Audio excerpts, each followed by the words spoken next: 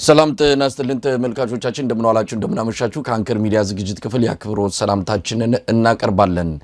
የአብይ አህመድ አገዛዝ የሮይተርስ ጋዜጠኞችን ፍቃድ በመንጠቅ ከሀገር እንዲወጡ ማድረጉ ተሰማ። በቅርቡ ሮይተርስ የዜና ወኪል በቤንሻንጉል ጉሙዝ ክልል የአብይ አህመድ አገዛዝ ለሱዳን አማጽያን የጦር ሰፈር ሰጥቷል፣ ወታደሮችንም እያሰለጠነው በሚል ያወጣውን ዘገባ ተከትሎ ነው የአብይ አህመድ ለሮይተርስ ጋዜጠኞች የእውቅና ፍቃድ በመንፈግ ከሀገር እንዲወጡ ያደረገው። የፊታችን ቅዳሜና እሁድ በአዲስ አበባ ለሚካሄደው የመሪዎች ጉባኤ ዘገባ ለመስራት የገቡ የሮይተር ጋዜጠኞች ፍቃድ መነጠቃቸውም ነው የተገለጸው። ተመልካቾቻችን በዚህና በሌሎች ጉዳዮች ላይ በማተኮር የዛሬውን የአንከር መረጃ ክፍለ ጊዜ ወደ እናንተ እናደርሳለን። የአማራ ማህበር በሰሜን አሜሪካ በአማራ ክልል አገዛዙ በከባድ መሳሪያዎች መሰረተ ልማት ተቋማትን እያወደመ ነው ሲል መግለጫ አውጥቷል። በሰሞኑ የደብረ ታቦር ግጭት ከፍተኛ ውድመት በድሮን ጥቃት እንደተፈጸመ ያገኘነው መረጃ ያመለክታል። የአገዛዙ ደጋፊ ሚዲያዎች ጥቃቱን የፈጸሙት ፋኖች ናቸው በማለት ከፍተኛ የስም ማጥፋት ዘመቻ መክፈታቸውም ታውቋል። በሌላ በኩል የአማራ ፋኖ ብሔራዊ ንቅናቄ የምህረት አዋጅ አውጥቷል። በፖሊስ ውስጥ በመከላከያ በሚሊሻና በአድማ በታኝ ተሰማርተው ያሉ ኃይሎች በአስቸኳይ ከድርጊታቸው ታቅበው እጅ በመስጠት የምህረት አዋጁ ተጠቃሚ እንዲሆኑ ነው የአማራ ፋኖ ብሔራዊ ንቅናቄ በይፋ ጥሪ ያደረገው። ይህን ጉዳይ እንመለከታለን። ሌሎች አጀንዳዎችን በማንሳት ከእናንተ ጋር ቆይታ የምናደርግበትን ዝግጅት እንድትከታተሉ ግብዣችን ነው። እኔ መሳይ መኮንን ከዚህ ከዋሽንግተን ዲሲ፣ ገለታው ዘለቀ ከቦስተን በጋራ አብረናችሁን ዘልቃለን። መልካም ጊዜ።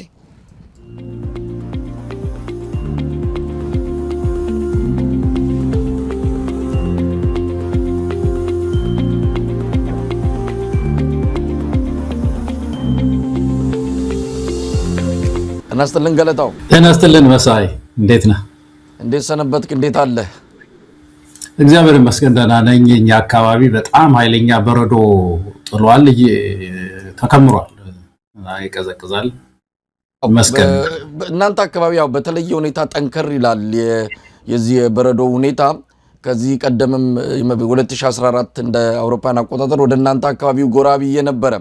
በእውነቱ ከፍተኛ የበረዶ ክምር ነው ያየሁትና በእንደዛ አይነት ሁኔታ ቅዝቃዜም እዚህ አሜሪካ ከመጣንም አውሮፓም የተወሰነ ቆይቻለሁ። እንደዛ አይነት ቅዝቃዜ አይቻል አቅም እናንተ ጋር ትንሽ ጠንከር ይላል ገለታው።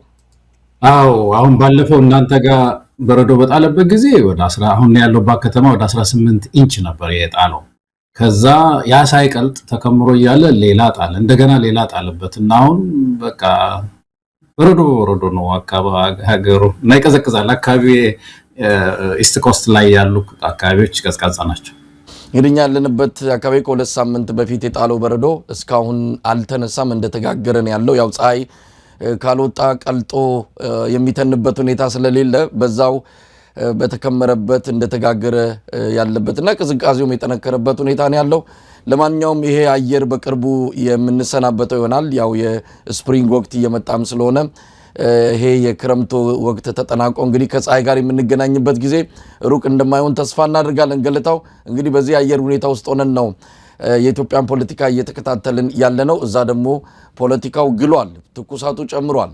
እንዴት እያየው ነው? ባጭሩ የሰሞኑ ምልከታን እንዴት እየታዘብከው ነው? በሀገር ውስጥም በውጭም በጎረቤት ሀገራትም በውስጥም በውጭም ብቻ ቀውሱ ጠንከር ብሎ ጋል ብሎ እየሄደን ያለው ገለታው። አዎ እንግዲህ አንድ መሰረታዊ ችግር ውስጥ በተለይ እኛ ቤታችን የራሳችንን ቤት ካየን መሰረታዊ የሆነ የፖለቲካ ክሽፈት ውስጥ ስላለን ይሄ ክሽፈት ብዙ ችግር እያመጣ በየአቅጣጫው በኢኮኖሚው በፖለቲካው ጉዳይ ችግር እያመጣ መሄዱ አይቀሬ ነው። እያየነው ያለነው ባለፈው የተማርነው ይሄንን ነው። አሁን ደግሞ ምን ተጨመረበት? ምርጫ የሚል ሰባተኛው ምርጫ የሚባል ነገር ስለመጣ ይሄ ደግሞ ብዙዎችን አሳስቧል። እንደ ሀገር ከቀልዱ ባሻገር ማይሆን ነገር ውስጥ ምድሪቱ ልትገባ ነው ከሚለው ባሻገር የኢትዮጵያ መጻኢ ዕድል ላይ ምንድነው የሚያመጣው ነገር ይሄ ከባድ ችግር የሚለው ደግሞ ብዙዎችን አሳስቦ ይታያል። በሪጅኑ ጉዳይ ደግሞ የምናየው ነው እንግዲህ መሳይ በዚህ በሱዳን በኩል ያለው ችግር እንደቀጠለ አሁን የዩናይትድ ኔሽንስ መግለጫ እያዳመጥኩ ነበር ቀደም ሲል ወደዚህ ከመግባታችን በፊት እና የሱዳን ክራይሲስ በቃ ማቆሚያ የሌለው ነው ይላል የዩናይትድ ኔሽንስ ሪፖርት አቅራቢው ሰውዬ። ማቆሚያ የሌለው እና ኢትዮጵያንም ይጠቅሳል እዛ ቦታ ላይ ስለዚህ በአጠቃላይ በከፍተኛ ችግር ውስጥ ነው ያለነው። በታሪክ እንደዚህ የሆነበት ጊዜ የለም። ተያይዘን ልንወድቅ ነው መሳይ። ስለዚህ ኢትዮጵያ እንደ ሀገር አሁን ኢትዮጵያ ለዚህ እኮ ነው ትራንዚሽን የምናስበው ኢትዮጵያ ውስጥ ተያይዞ ከሪጅኑ ተያይዞ ከሚወድቅ ኢትዮጵያ ጠንከር ያለች እንደ መልህቅ የምትታይ ሀገር ስለሆነች ተመካክረን የሽግግር ጊዜ መፍጠር አለብን የምንለው ለዚህ ነበረ መሳይ። ገለታው እንግዲህ ሁሉንም በዝርዝር እንመለከታለን። በዙሪያችን ያለነውን የፖለቲካ ክስተት እንዲሁም ሀገር ውስጥ በከፍተኛ ደረጃ እያስጨነቀ የመጣው የአብይ አህመድ ጦረኛ ፖሊሲ ሀገሪቱን የበለጠ ውድመት ውስጥ ሊከት እንደሚችል በሚገባ እያየን ያለነው። ዓለም አቀፉ ማህበረሰብ አሁንም በዚህ አገዛዝ ላይ የሚገባውን ጫና እየፈጠረ አይደለም። በአማራ ክልል የሚካሄደውን ጦርነት ከምንም በላይ ደግሞ በሰላማዊ ዜጎች ላይ አገዛዙ እየወሰደ ያለውን ጥቃት እንደው በስም ጠርተው ለማውገዝ ያኔ ሲሉት የነበረው ሁሉ ጊዜ የዓለም አቀፉ ማህበረሰብን የምንተችበታል አሳስቦናል የምትል በጣም አስቀያሚ ቃል ይጠቀም ነበረ። ለምን አሳስቦናል ከምትሉ ወደ እርምጃ አትገቡም ስንል ስንጠይቅ ስንወተውት ነበር ያኔ። አሁን ግን ያችም አሳስቦናል የምትለውንም ቃል ከጆሮአችን ልንሰማ አልቻልንም።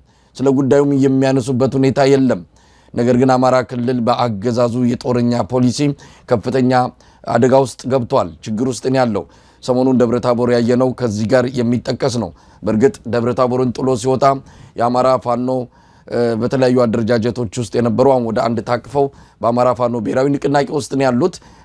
በዚህ አጋጣሚ ከተሞች እንዳይዘረፉ ሌላ ሰብአዊ ቀውስ እንዳይከሰት በሚል ወደ የከተሞቹ እየገቡ አንዳንዶቹን አገዛዙን ታጣቂዎች በመምታትና በማባረር ጭምር ከተሞችን ያዙበት ወረዳዎችን የተቆጣጠሩበት ሁኔታ አለ። ነገር ግን ደብረታቦርን አገዛዙ በከፍተኛ የከባድ መሳሪያ በድሮን ጨምሮ ድብደባ ፈጽሟል።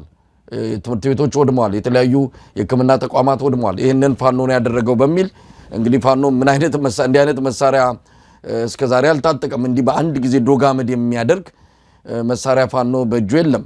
እንዲህ ሊያደርግ የሚችል የድሮን ጥቃት እንደሆነ የከባድ መሳሪያ ጥቃት እንደሆነ ወታደራዊ ባለሙያዎችም እየተናገሩ ነው።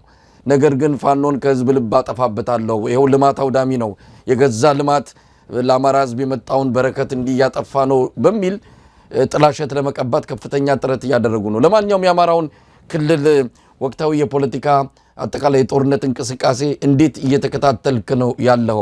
የአማራ ፋኖ ብሔራዊ ንቅናቄ የምህረት አዋጅ አውጥቷል። በዚህ የምህረት አዋጅ ተጠቅመው እንደው ሌላው ቢቀር መከላከያ ሰራዊቱ እና ሌሎች ቢቀሩ የአማራ ሚሊሻና አድማ በታኝ ግን ይህን ጥሪ ተቀብለው ተፈጻሚ ማድረግና የአማራን ህዝብ ሰቆቃ መቀነስ አለባቸው። ገለታው በትክክል መሳይ። አሁን አማራ ክልል ላይ ያለ የመንግስት እንቅስቃሴ አሁን የድሮን ጥቃቱ፣ ትራንስፖርት ማስተጓጎል አንዳንድ ቦታ አላማው ዝም ብሎ ከፋኖ ጋር የሚደረገውን አክቲቭ የሆነውን ጦርነት ከመዋጋት ጋር የተያያዘ ብቻ አይደለም።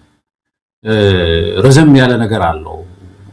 እኛ እንደው ዝም ብለን ይሄንን ሰውዬ እንደው ስለ ጠላ ነው ብቻ አይደለም መሳይ። ረዘም ያለው ነገር ምንድነው? ክልሉን ማድቀቅ፣ ማህበራዊ ተቋማትን ማውደም፣ በኢኮኖሚ በጣም ማድቀቅ፣ እንዳይማር ማድረግ፣ በዚህ ተንበርካኪ ህዝብ መፍጠር፣ የሚያለቅስ ህዝብ መፍጠር፣ ልጅነቱን ብቻ የሚያስብ የማይጠይቅ ህብረተሰብ መፍጠር፣ ያልተማረ ሰው መፍጠር ነው በክልሉ።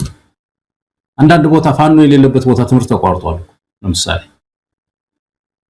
ሪፖርቱ የሚያሳየው ባለፈው የክልል ሪፖርት ትምህርት ቢሮ ሪፖርት መሳይ አንዳንድ ቦታዎች ካርታውን ስታይ ምንም ችግር የሌለባቸው ቦታዎች ቀበሌዎች አንዳንድ ቦታ ሁሉ ብሎ አቁመዋል። የወታደር ደግሞ መስፈሪያ አድርገውታል ትምህርት ቤቱ እና ይሄ አሁን በቀጥታ ከጦርነቱ ጋር የተያያዘ ሳይሆን አላማ አለ። ያ ክልል መድቀቅ አለበት። ልክ ትግራይ የደቀቀች እንዳለችው አማራ ደግሞ በጣም ከደቀቀ በሽታ የሚሰቃይ ከሆነ ወደ መንግስት አይመለከትምና ረዘም ያለ ጊዜ ከፍተኛ ድህነትን በማምጣት ያንን ክልል የመቆጣጠር አባዜ ያላቸው ሰዎች ናቸውና ይሄ በዚህ ጥልቀት ነው የአማራ ክልል ህዝብ መደራጀት ያለበት መሳይ። በዚህ ሁኔታ ያጠቃው የለም እስካሁን ሰምቶ አይታወቅም። በዚህ ጥልቀት እንዳይማር ያደረገው እንደዚህ ክሊኒክ እንዳይኖረው ያደረገው ሄዶ ጀት ወይም ደግሞ ይሄ ድሮን የሚመታው እኮ ማህበራዊ ተቋማትን እኮ ነው መሰለኝ። ስለዚህ በዚህ ደረጃ ክተት ማወጅ አለበት። አሁን የተነሳው ፋኖ የወሰደው ይሄ ምህረት እርምጃ በጣም ጥሩ ነው ስማርት የሆነ አካሄድ ነው ብዬ ነው ማስበው አሉ ብዙ እየተወናበዱ ይገባሉ ሌሎች ደግሞ አንዴ ነብር ጅራት ጨብጠናል ያሉ አሉ ይሄ አንድ ጥፋት ያጠፉና ከዚህ በኋላ እኔ ምን ወደ ኋላ አለ ዝም ብለ ተከተል የሚለው አሉ ለነሱ በር የሚከፍት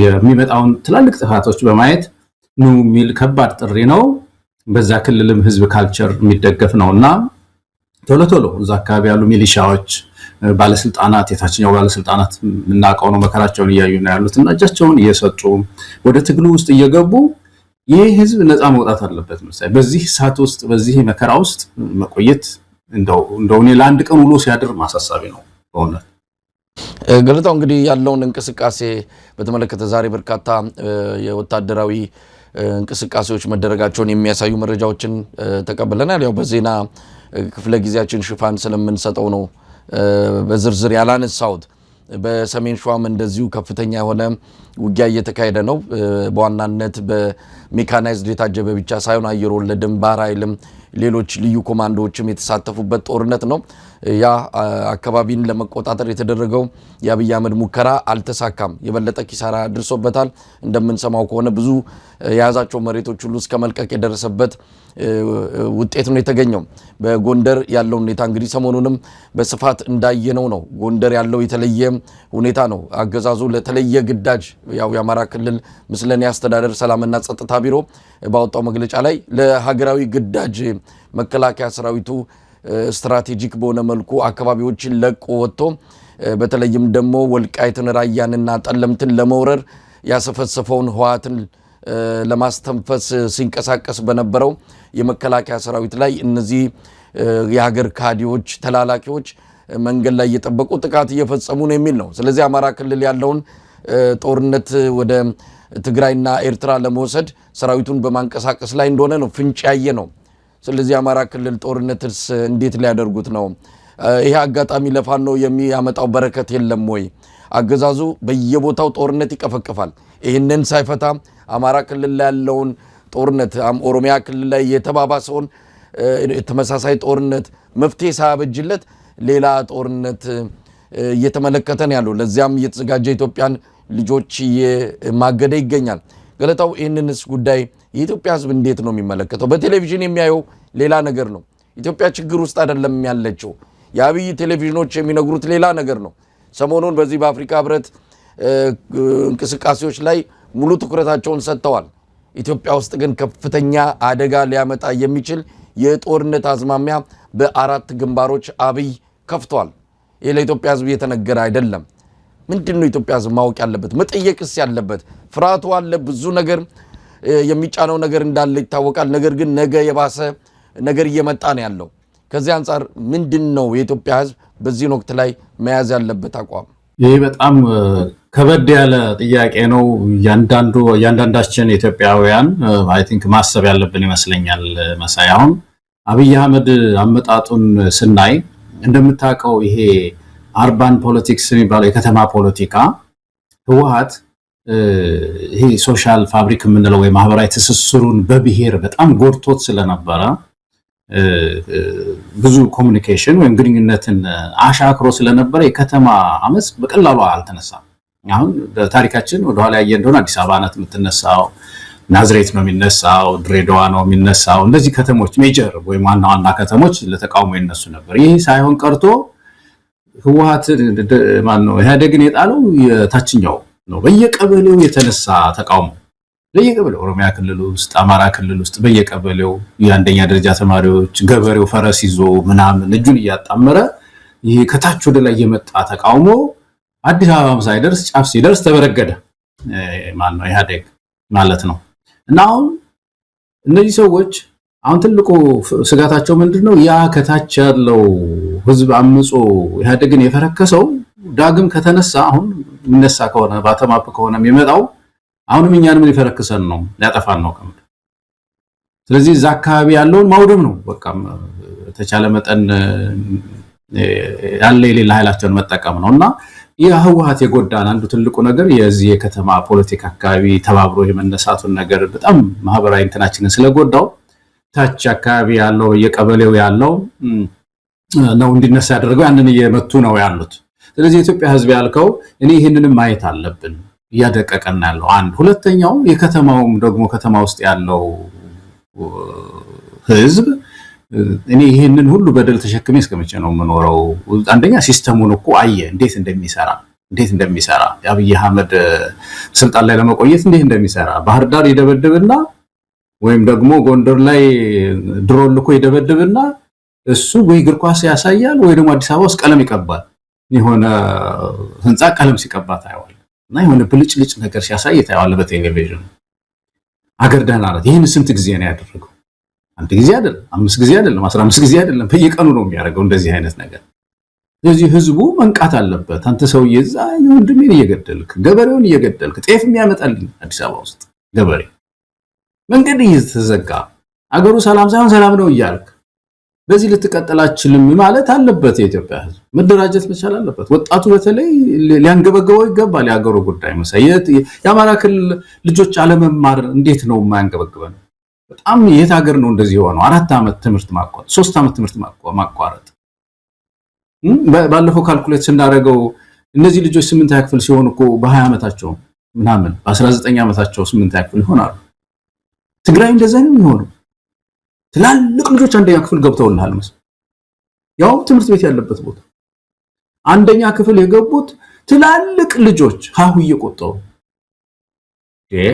ይሄ እንዴት ነው ህዝብን የማያነቃንቀው? እንዴት ነው ኢትዮጵያን የማያሰባስበው? እንደዚህ አይነት ነገር እና እንደመጠየቅ ኢትዮጵያን በያለንበት የመጠየቅ ነገር ማድረግ አለብን። ሚዲያውን በዚህ ላይ ብዙ አስተዋጽኦ ማድረግ ያለበት ይመስለኛል። መሳይ ገለታው እንግዲህ ይሄ የወቅቱ በኦሮሚያ በአማራ በትግራይ ያለው አጠቃላይ የጦርነት አዝማሚያን በተመለከተ አገዛዙ ለፖለቲካዊ መፍትሄ እንዳልተዘጋጀ በተደጋጋሚ የሚነሳ ጉዳይ ነው። አሁን የምናያቸውም እንቅስቃሴዎች በጉልበት በኃይል ጨፍልቄ ደፍልቄ አልፋለው ይህንንም በምርጫ እውቅና ማረጋገጫ ይሰጠኛል ለሚቀጥሉት 5 ዓመታት በተመሳሳይ አሁን በጀመርኩት አዲስ ለውጥ እንደሌለ እየነገረን ነው። ለውጥም ሊመጣ እንደማይችል በዚሁ አካሄድ እንደሚቀጥል ነው። ይህንኑ ይዘው ለሚቀጥሉት 5 ዓመታት በምርጫ የህጋዊነት ካባ ደርቦ ለመሄድም እየተዘጋጀ ነው ያለው። ለማንኛውም ኦሮሚያ ክልል መግለጫ አውጥቷል ማለት ጥሪ አድርጓል።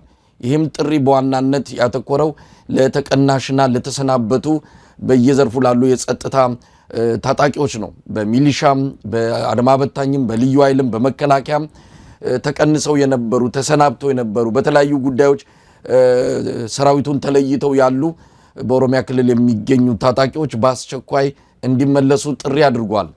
ምክንያቱ ግልጽ አይደለም። ለምንድነው ጥሪ ያደረገው ነው? እንግዲህ በኦሮሚያ ክልል ከመከላከያ ሰራዊት ባልተናነሰ የጦር ሰራዊት እየተገነባ እንዳለ በተደጋጋሚ መረጃ ወጥቷል። ከመከላከያ ሰራዊት እኩል የመሳሪያ አቅሙም የተለያዩ ስልጠናዎቹም ተመሳሳይ በሆነ በአንድ ሀገር የመከላከያ ደረጃ ሊኖር የሚገባ የመከላከያ አቅም ነው ኦሮሚያ ላይ እየተገነባ ያለው። ያም አልበቃም። አሁን ደግሞ የተቀነሱትና የተሰናበቱ ወታደሮች እየተጠሩ ይገኛሉ። ለምንድን ነው አብይ አህመድ ምንድን ነው የፈለገው? በኦሮሚያ ክልል የተለየ የጸጥታ ችግር እንደውም ትግራይ ካለው አማራ ክልል ካለው የተለየ የጸጥታ ችግር ኦሮሚያ ክልል ኖሮ ነው ወይ ሌላው ክልል ላይ እንዲህ አይነት ጥሪ ሳይደረግ በኦሮሚያ ደረጃ ብቻ ጥሪ የተደረገው? ይህን ጦርነት በኦሮሞ ህዝብና በተቀረው የኢትዮጵያ ህዝብ ለማድረግ የእርስ በርስ ጦርነት ውስጥ ሰተት ብሎ ለመግባት ዳር ዳር እያለ እንዳለ ነው የምንሰማው። የኦሮሚያ ወጣቶች የኦሮሚያ ተወላጆችን ፋኖች እየመጡ ነው፣ ከመጡ እንግዲህ ያለቀልህ ተመልሰው ወደ ባርነት ልትገባ ነው የሚል ቅስቀሳ ውስጥ ለውስጥ እየተደረገ እንዳለም እየሰማን ነው። ስለዚህ ገለታው ይህንን አዝማሚያ ሰው ማወቅ አለበት። አብይ አህመድ ትልቅ እልቂት ደግሷል። ይህን እልቂት ማክሸፍ ያለበት ከማንም በላይ የኦሮሚያ ህዝብ ነው። ምን ትላለህ እዚህ ላይ? አብይ ካሉት ካርታዎች መካከል የዚህ በስልጣን ላይ ለመቆየት የነበረው ካርታ አንዱ ኢትዮጵያዊነት ነበር የምናስታውሰው። ኢትዮጵያ እኛ እያለን አትፈርስም፣ እኛ ፈርሰን ነው፣ እኛ አንገታችን ተቆርጦ ነው ምናምን የሚለው ነገር አሁን መጫወቻ መሆኑ ቀረሱ። ያ ወረደ እዛ ባቡር ላይ የነበረው አየው አንቅሮ ተፋው እና ይህንን ካርድ ብድግ ሲያርግ ሰው ጣላው ነው አገር እያፈረሰ ኢትዮጵያ ይላል እንደ የሚለው በዛ። ስለዚህ እሱ ረገባ ብዙ የለም። ሁለተኛ እና ሶስተኛ ካርዶች አሉት። ሁለተኛው እንግዲህ እነዚህ በአገረ መንግስት ግንባታ ውስጥ ይሁን አሁን ባለው የፓርላማ መቀመጫ የሚሆን ሰፋፊ ድርሻ ያላቸው ሶስቱ ናቸው፣ አማራ፣ ትግራይና ኦሮሞ ናቸው። ስለዚህ አሁን ምን ያደርጋል ነገሩ በጣም በጠነከረ ጊዜ አማራና ትግራይን ለማዋጋት ይሞክራል። ወልቃይት አንድ ካርታ ናት እንግዲህ የተቀመጠች ጠቅላይ ሚኒስትሩ ጽሕፈት ቤት ውስጥ ያለች ናት። እሷን ብድግ አድርጎ እርስ በርስ ማጋጨት ይፈልጋል። በቀጥታ ይዋጋቸዋል፣ ሁለተኛ ደግሞ ወደ ጎን እንዲዋጉ ይፈልጋል። አንድ መሰረታዊ የሆነ የአገዛዙ እስካለ ድረስ መሳሪያ ብሎ የያዘው። ሁለተኛው ደግሞ የኦሮሞ ህዝብ ነው። እንደዚሁ አንድ ሰፊ ድርሻ ያለው ቢሮክራሲ ሰፊ ድርሻ ያለው እሱን ደግሞ የኦሮሞ ናሽናሊዝም ኢትዮጵያዊነቱን ቀርቶ አራማጅ ነኝ እኔ የጠሉኝ ኦሮሞ ስለሆንኩ ነው ብሎ የኦሮሞን ህዝብ ዋሻ በማድረግ ስልጣን ላይ ለመቆየት አንድም ራሱ የኦሮሞ ውስጥ ያሉ የትግሎችን ለማኮላሸት፣ ሁለተኛ ደግሞ የኦሮሞ ህዝብ የስርዓት ጠባቂ ነኝ ብሎ ከሌላው ጋር ከአማራው ጋር ከትግሬው ጋር እንዳይተባበር እንዲዋጋለት ለማድረግ። ስለዚህ ይህችን ቀላል ቁማር ለማወቅ የፖለቲካ ሳይንስ ማወቅ አያስፈልግም። ኢትዮጵያን ሁሉ የነቁ ይመስለኛል። እዚህ የኦሮሞ ህዝብ ያነሳው ይሄን ሁሉ መከራ እያየ ይሄን ሁሉ ስቃይ እያየ እኔ እኮ ያንተ ነኝ ብሎ እንዴት ነው ኦሮሞ ቀበሌ የሚሄደው? በጣም ያስገርማል። መውጫ መግቢያ አጥቶ ኦሮሞ ንግድ ቆሞ፣ አገረ ማርያም ንግድ ቆሞ፣ ወለጋ አካባቢ መንቀሳቀስ የማይችል ሰው ሆስፒታል ሪፈር ሲባል ከአንድ ሆስፒታል ወደ ሌላ ሆስፒታል ሪፈር ሲባል የጸጥታ ችግር ስላለ መሄድ አይችልም እየተባለ የሚሞትበት ምድር ውስጥ ተጠቃሚ ወይም የስርዓት ጠባቂ የስርዓት ዘበኛ ነህ ለማለት እንደው በእውነት እንደው እግዚአብሔር የማይወደው ከባድ ወንጀል ነው። ስለዚህ የኦሮሞ ህዝብ እነዚህን ቁማሮች መንቃት አለ። አማራና ትግሬን እዛ ታደርጋለህ፣ እኔን ደግሞ እንደ ዋሻ አድርገህ ተጠቅመህ ዘበኛ አድርገህ ልትጠቀምብኝ ትፈልጋለህ። እኔን ነው የምታስበላው። ገብቶኛል። መጀመሪያ ልታስበላኝ የፈለግከው እኔን ነው። አንተ ትሄዳለህ ነገር አብይ እኮ ጭልጥ ነው የሚለው አይደለም መሳይ። ምናልባትም ነገሮች ከገፉ አዲስ አካባቢ የሆነ ጉምጉም ካለ እኮ በአውሮፕላን ይሄዳል። ሲሄድ ይህን ማህበራዊ ቅራኔ ትቶ ለማፋጀት ጨካኝነት እኮ ነው፣ ህዝብን ለማፋጀት ይሄ የሚሄድበት እንትን ነውና እኔ ልክ ብዙ ጊዜ ያነሳለሁ ጃዋር ያላት አንድ ነገር አለች ካንተ ጋር ስትወያዩ። እኔም ወደ ትግል የመለሰኝ አብይ አህመድ ኦሮሞ ውስጥ ሊወሸቅ ሲመጣ ነው። ከዛ ጆሮውን ይዘን ማውጣት አለብን፣ ጆሮውን ይዘን ከዛ ማውጣት አለብን የሚለው ነገር ነው ወደ ፖለቲካ ይሳበኛ ያለ። ብዙ የኦሮሞ ወገኖቻችን የቄሮ ታጋዮች ይሄ መሆን አለበት አሁን ጥያቄያቸው መሰለኝ። ውጣ ከዚህ እኛ ውስጥ አትወሸቅ። ኢትዮጵያ ሀገራችን አልፎላት ሁላችን አማራ፣ ኦሮሞ፣ ትግሬ የተባበረባትን ኢትዮጵያን እንገነባታለን። ቁማር መጫወቻ አንሆንም የሚል እንቅስቃሴ ነው የሚያስፈልገው ለወጣቱ የሚሆን መልእክት ከሆነ መሳይ። ዛሬ ትልቁ መረጃ ሆኖ የተነሳው የሮይተርስ ጋዜጠኞች ፍቃድ መነጠቅና ከሀገር እንዲወጡ ትዕዛዝ መተላለፉ ነው። የአብይ አህመድ አገዛዝ የሀገሪቱን ሕግና ስርዓት አልጠበቁም የሚል ሽፍንፍን ምክንያት ሰጥቶ እንዳሰናበታቸው ነው የሰማ ነው። ትክክለኛ ምክንያቱ ግን ሰሞኑን ሮይተርስ በቤንሻንጉል ጉሙዝ ክልል አካባቢ የአብይ አህመድ አገዛዝ ለተባበሩት አረብ ኤሚሬትስ ጥቅም ሲል በሱዳን ጦርነት ውስጥ እጁን አስገብቶ ለአማጺው የአርኤስኤፍ ለፈጥኖ ደራሽ ኃይል የጦር ሰፈር ማቋቋሙና ለዛ ለጦር ሰፈርም እንደዚህ ወታደር እያሰለጠነ መሆኑን የሚያጋልጥ መረጃ በሮይተርስ መውጣቱን ተከትሎ ነው አብይ አህመድ ይህንን እርምጃ የወሰደው። ጉዳዩ ምን እንደሆነ አይታወቅም፣ ለኢትዮጵያ ሕዝብ አልተነገረውም፣ ግን እርምጃው ተወስዷል። ቢያንስ እንኳን ምንድን የተፈጠረው ጉዳዩ ማስተባበልም አንድ ነገር ነው። ልክ የተባበሩት አረብ ኤሚሬትስ እንዳደረገችው የሮይተርስን ዘገባ አስተባብላ እኔ የለሁበትም ከደሙ ንጹህ ነኝ አለች። አብይ አህመድ ግን ምን እንደተፈጠረም አልነገረንም። እነዚህ ጋዜጠኞች መታገዳቸውን ግን አሳውቋል። ከዚህ ከ39ኛው የአፍሪካ የመሪዎች ጉባኤ ዘገባ እንዳይሳተፉና ፍቃዳቸው ተነጥቆ ከሀገር እንዲወጡ ነው ትዕዛዝ የተላለፈው። ገለታው እንዴት አየው? ይሄ ስርዓት እንግዲህ ሄዶ መጨረሻ ላይ እንዲህ አይነት የአውሬነት ባህሪውን ነው እያየን ያለ ነው። የመጀመሪያው ነገር ከዚህ ከመሪዎች ጉባኤ ላይ መሆኑ የሚመለከተንም እኮ ሊሆን አይገባም ነበር። ይሄ ስብሰባ የኤዩ ስብሰባ ነው። አፍሪካን ዩኒየን የሚያዘጋጀው መድረክ ነው። ኢትዮጵያ ምድሯ ላይ የተቀመጠ ጽህፈት ቤት ቢሆንም ጽህፈት ቤቱ ስብሰባ ሲኖረው ማንኛውንም ሚዲያ አምጥቶ እንዲዘግብ ማድረግ እኮ ይችላል። ይሄንን ከየት ገዘሎ እንደገባ ይሄ ሰውዬ እና እንደዚህ አይነት ውሳኔ እንደወሰነ የሚያስገርም ነገር ነው። ሊያስጠይቀው ይችላል። የአፍሪካን ዩኒየን ይሄንን ሊያነሳ ይችላል። ጋዜጠኞች ገብተው እንዳይዘግቡ በእኛ ስብሰባ ላይ መደረጉ ትክክል አይደለም ብሎ ሊያወግዝ ይችላል። እና እሱ አንዱ አስገራሚ ነገር ነው። ግን ሮይተርስ ላይ ቂም አለው መሳይ፣ ከባድ ቂም አለው መንግስት። ከዚህ በፊት እኮ የዓለምን ህዝብ የቀየረ ብዙ የኢትዮጵያን ጉዳይ የሚከታተሉ ሪሰርች የሚሰሩ ፖለቲከኞች የቀየረ እኮ ሪፖርት ያወጣው ሮይተርስ ነው። አብይ አህመድ ወደ ስልጣን እንደመጣ ነው ኮሬን የገኛ የሚባል ያቋቋመው ብሎ የምርምር ዘገባ ያወጣ እንትን ነው አይደለም። ከዚህ በፊት የምርምር ዘገባና የሥርዓቱን መቆሚያ የአብይ አህመድን እንዴት አድርጎ ብዙዎች ደንግጠው ነበረ። ይሄ ማንም ሰው ሲለው፣ ፖለቲከኞች ሲሉት፣ ተቃዋሚዎች ሲሉት ያልሰማ ሰው ሮይተርስ ሲያወጣው ብዙ ዓለም አቀፍ ተንታኞች ሁሉ ነው የደነገጡት። እንዴት በዛ ወቅት፣ ምክንያቱም የጨጉላ ነው የሚባለው ጊዜ ነበር ያኔ አብይ በሚባልበት ሰዓት እንዴት እንደዚህ ኮሚቴ አቋቁሞ እንደዚህ ሊያደርግ ይችላል እና ቀድሞ መነሻውስ ምንድነው ብለው እንደገና እንዲያጠኑ ያደረገ ሪፖርት ነበር የወጣው። ስለዚህ ቂም አለው ማለት ነው። አሁን ደግሞ እንዳልከው ኢትዮጵያ ውስጥ ገብቶ ድንጋጤም ሊኖረው ይችላል እኮ የዚህ አፍሪካን ዩኒየን ውስጥም ገብቶ በጥያቄ መልክ ሊያነሳ ይችላል። የዚህ የሱዳኑ ጉዳይ ኢትዮጵያ ውስጥ የሚሰለጥነው የዚህ አርኤስኤፍ ሰልጣኞች ጉዳይ ስላሉ እነሱ ነፃ ናቸው። ሮይተርስ እንደምታውቀው ጋዜጠኞችና እንዲህ ባለፈው የወጣ ሳተላይት ኢሜጅ አለ ኢትዮጵያ እንደዚህ ውስጥ የታየ ስልጣና እየተደረገ እንደሆነና በዚህ ላይ ምን አላችሁ ሊሉ ይችላሉ። ስለዚህ ይሄንን ሁሉ እንዳይናገሩ ለማድረግ መሆኑ ነው። ነገር ግን መልሶ የሚያስመታው ነው። የአፍሪካ ህብረትም በዚህ ላይ መግለጫ ሊያወጣ ይችላል። እንግዲህ በየቦታው ነው የምንደበደበው መሳይ። እቺ ምድር እግዚአብሔር እንደው በቸርነቱ በምሕረቱ ይሄን ጊዜ ያሳልፈን እንጂ ይሄ ከባድ ነገር ነው። በጣም ከባድ የሆነ ከኢትዮጵያም እላፊ ሄዶ በአፍሪካን ዩኒየን ስብሰባ ላይ ጋዜጠኛ እንኳን እንዳይኖር ማድረግ በጣም አደገኛ ነገር ነው።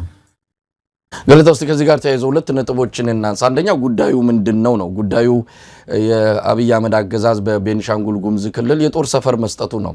ይሄ በራሱ ብዙ ነገር ሊያስብል የሚችል ነው። ቅጥረኝነትም ነው። በነገራችን ላይ በዚህ ጉዳይ ላይ ከወታደራዊ ጉዳዮች ባለሙያ ከሻለቃ ማሞ ለማ ጋር ተወያይተናል። ይሄ በጣም አደገኛ ነው። ብዙ ነገሮችን እንደው ለሀገር ጥቅም ሲባል እንደው ሁሉን ነገር እንትን ከማለት ብለን በዝምታ ልናልፈው እንችላለን። ይሄን ጉዳይ ግን እንዲሁ ዝም ብሎ በዝምታ የሚታለፍ አይደለም። ለሀገር ቁርሾ፣ ለሀገር ትልቅ አደጋም ትቶ የሚያልፍ ነው። በዚህ ጉዳይ ላይ የመከላከያ አዛዦች፣ የጦር ሰራዊቱ አዛዦች ድምጻቸውን ሊያሰሙና ይህንን ትዕዛዝ አንቀበልም ማለት አለባቸው ነው። ጦር ሰፈር መስጠት ብቻም እኮ አይደለም።